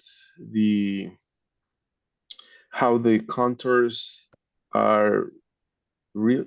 Contours are really the representation of the intersection of the mesh and a work plane, and that's going to give me segments of a line, and that's why it is a little. Those are not curved representation, but they're actually like polylines. A lot of architects and designers are not happy about that. So in Revit 2020, in Revit 2025, which we are just about to release, we provide an option to smooth contours. So I cannot demonstrate it here, but it's coming up.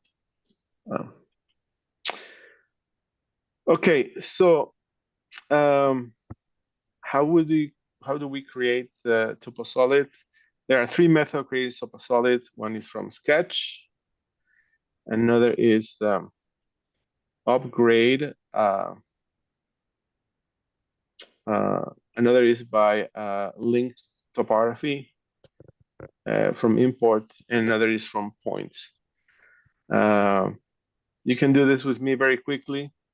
This is an import DWG that has contours in a layer that is called C-topo minor, and those topography, those contours come with an associated elevation, and so to create a new toposolid via CAD import, you go to maintenance site, toposolid from import,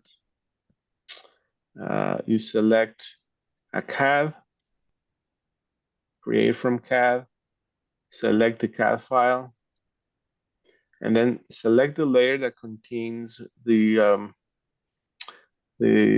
topography information, the contour information. Not all of them have the contour elevation, so I'm gonna deselect them. So you can click check none. And then you select C topo major, C topo minor, which I assume those are the layers. I interrogated the CAD file earlier. You saw these are the layers that contain the contour elevations. Then I hit OK.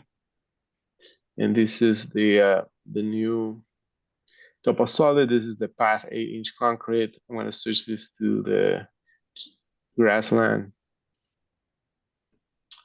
And you know, these funny representations, I think, are the result of, like I say earlier, the contour is basically work planes intersecting the mesh. And so when the work plane and the triangular shape share the same face, then it creates this, you know, this funny art, this funny, uh, uh, these additional folding lines,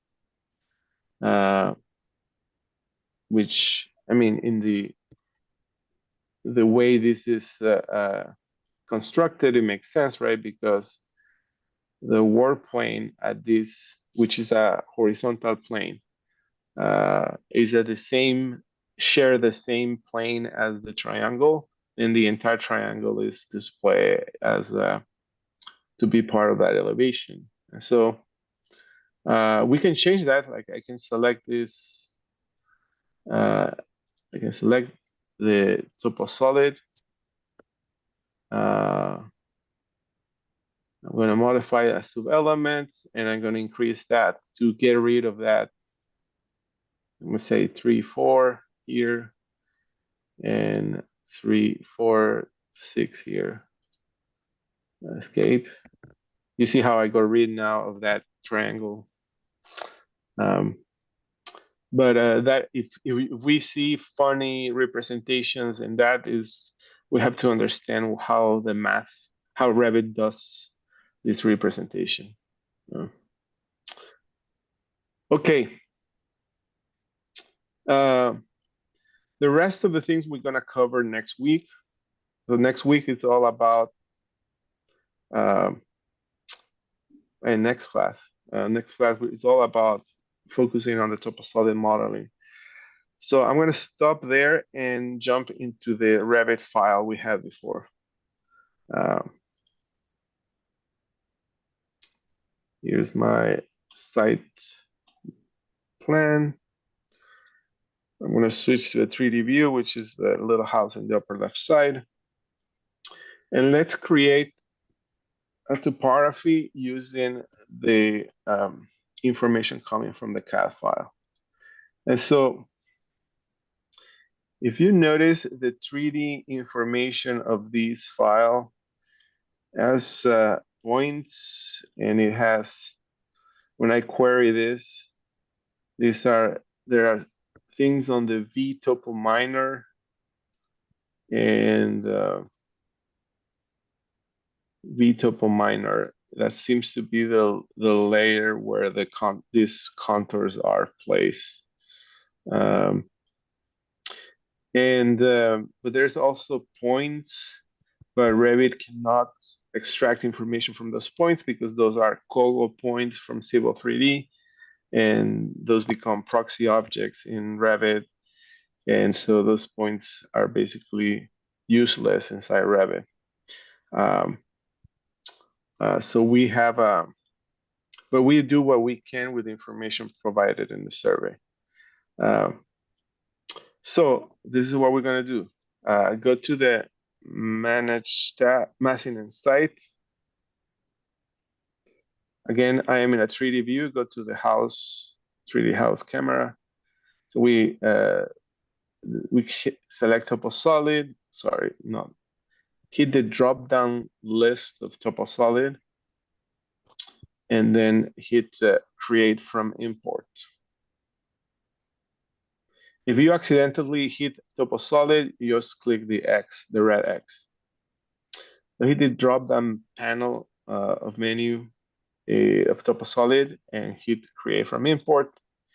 And then you can create an import from CAD, or you can an import from a comma separated value. Create from CAD. You select the CAD file. And then this is the list of all the layers in the CAD file. So clear all of it. So check none. And then I think the topo minor and the topo major are the layers from the CAD file that have the contour information. How you can check, you can interrogate the CAD file using the query button, or just jump into AutoCAD and see what those layers are.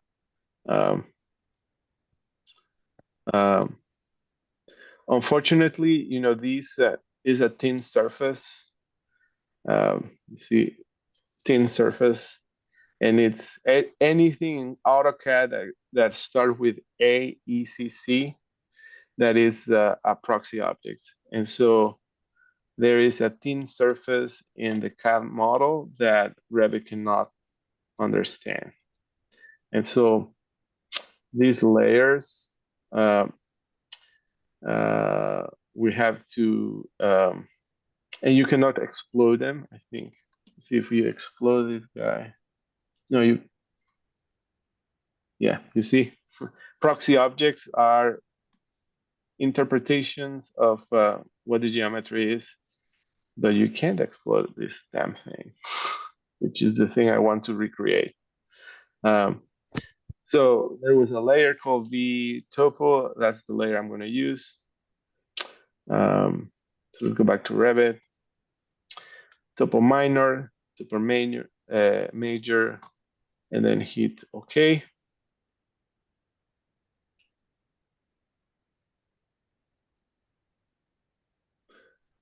You may receive a warning about lines not being orthogonal, and that's fine. Just close it. And then switch this to shaded. This is the topography created using the information contained by that layer.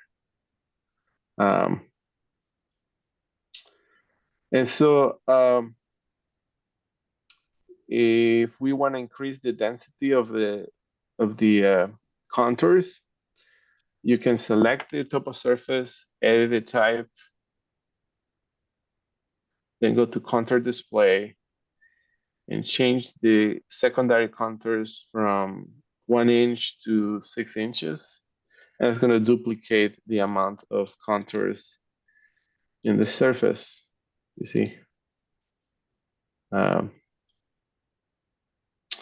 There are some funny representations, you know, but this is the data. This is what's coming from the surveyor. And so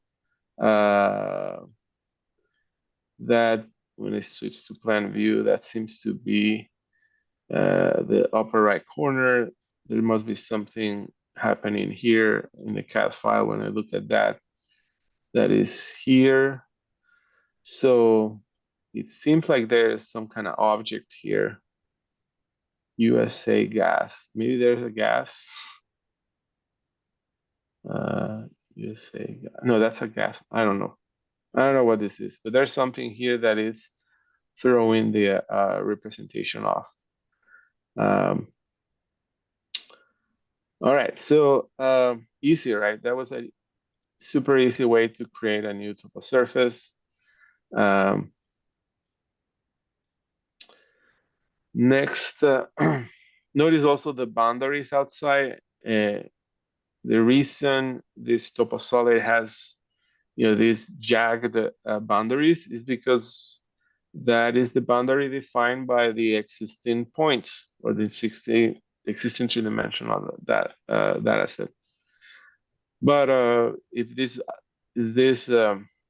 bothers you, you can create new boundaries that are straight, but be aware that this infill elevation is just going to be inferred inferred elevation following just the trend of the contour lines, and so that's not going to be an accurate elevation data. So I think that instead of doing that, I would crop the boundary within the site if you really want to have a rectangular representation, then this is real data. So how do we do this? You select the topo solid, and then you access the sketch lines. You edit sketch. The purple lines are the actual boundaries of the topo solid. Again, you decide you want to do it outside or inside. If you do it outside, understand that there's some data there that is not going to be truthful. But if that's okay, you just delete all the boundaries here, create a new rectangle. Oh, I need to draw segments of a line. Create segment of a line, make sure the chain checkbox is enabled, and then I can create a new boundary around. Make sure that the boundary is closed, like you have that I fillet them. In sketch mode, all lines need to be in a closed loop, and you cannot have overlapping lines. And then click the green checkbox. And now my site looks better, but I told you the limitations, right? There are pockets here of information that were just infer from the trend of the contours. Okay, and then the last thing I'm going to show you is how to label contours. So you can label contours on a projection view. And so say I want to Revit to tell me what are the elevation contours here. You go to the annotate tab.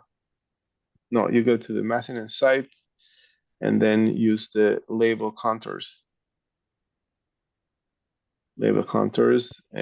Start the point when you want to create a row of or a string of contours, elevations, the endpoint, and that's it. Again, mapping and site, label contours, pick the first point, pick a second point, and that's it. Escape. Now the elevation of these are relative to the project base point, right? And this may not be the way.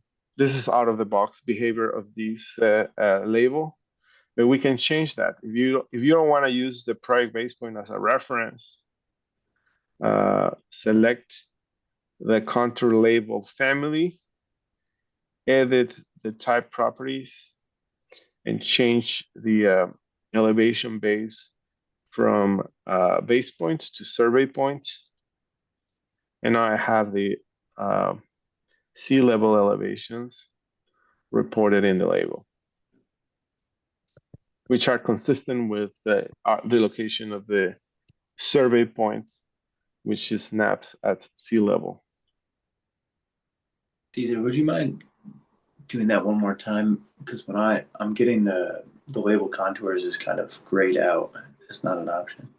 Yeah, make sure you switch to the floor plan at the site plan, because you can only place these contours in projection views. So open the site plan and then go to massing and site, label contours, first and second. Is this still grayed out on your end? No, that worked. That was the step I missed. Thanks. Okay. And then to change the coordinate system of these labels, select it, edit the type property, and change the elevation base to survey point. Select it, edit the type properties, and change the elevation base to survey.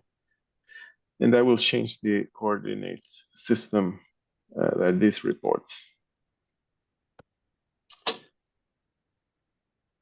Okay, so this is the topography created based on the survey information available and interpreted correctly by Revit. But this was not derived based on the points inside the project. I mean, there was a layer called contours that Revit used to create this representation. And so what do we do? The CAD file has these points right here that contain elevation information. And these are the points that I really want to derive the information from. So in the next class, I'm going to show you how we can easily export a database of points from a CAD file or a civil survey. These becomes a point file with X, Y, and Z coordinates that can be readable via Excel. And then that comma separated value file can be used to generate a topo surface by points. So I'm going to show this method the first thing next Thursday. And with this method, I am really accessing the information contained by the Kogo points. And I probably have more information than the one created by the topo layers. Okay, so, all right, any question, guys? Save this file because we will continue working on these files. I know few people left and few people didn't show up. So I'm always going to save this file in group B folder with today's date. So on the March 19, I'm going to copy this file over there. So if you fall behind or you didn't follow along, next Thursday, you can start with me with my file, all right? Find this file in the Google Drive under Group B. Okay, it's 8:20. Thanks for sticking with me your evening. And any question, any last minute question, let me know, or else have a great night. See you Thursday, guys. Hey, Caesar, I have a question. Yeah. That you talked about the points, right? But didn't the surveyor kind of develop the model, that 10 model based on, the contours based on the survey too, or It should be, yes, but the thin surface is a proxy object. And so, in fact, you can actually see it in the CAD file here. Uh, and that tin file, the layer of that tin file, is not something that we can display in. We cannot. This layer here is not. We cannot bring it into Revit because Revit doesn't understand proxy objects, and so. Um, there are two things we can do. We can ask the civil engineer to export the proxy objects as just regular CAD lines. And there's a way to do that. There's a command in Civil 3D called a export AEC, I think a CAD AEC export, something like that. And then that attempts to explode the proxy objects into just CAD files, and then I'll be awfully comfortable, right? Um, uh, I'm dealing here with a file that received by the surveyor that did not have that has proxy objects, and so I'm trying to sort out how to best approach it. And so one of the options of creating topo surface is via points, and I'm going to demonstrate that. Not that that's my recommendation, is one of the options there. If this was me working in the project and I know the surveyor and I received this file, I would ask the surveyor to really explode the team file into CAD elements that I can read in Revit. And that's it. Yeah. Yeah, it just seems like we're duplicating a lot of work here with the civil. And I'm just struggling to kind of understand this workflow a little bit, but why do we have to use Revit to do this when Civil 3D gives it? It's not real clear to me, but Yeah, it's Revit does not read the team file from Civil 3D. And so we can read two dimension. We can read CAD. We can read layers that are simply CAD files, simply two-dimensional line. And I don't have within AutoCAD Vanilla. I don't have a way to convert tin files into CAD files that are readable by Revit. And so yeah, I show you. You know, when I explode this, nothing happens. Yeah, I kind of And agree so, with you. I think that, you know, getting that point data would probably be the best thing, right? So, and that's an alternate. Yeah. It's not very common and it's not Oh. very used very often. okay. But I want to teach you everything I can, Okay. right? So Right. that's the topic for next class. Okay. Yeah. Appreciate it. Okay. Okay. So Thank you. thank you guys. Let me stop sharing here. And if anybody else has a question, you have a couple of minutes more, or else have a great night. All right. Thank you. Yeah, thank you. All right. Bye.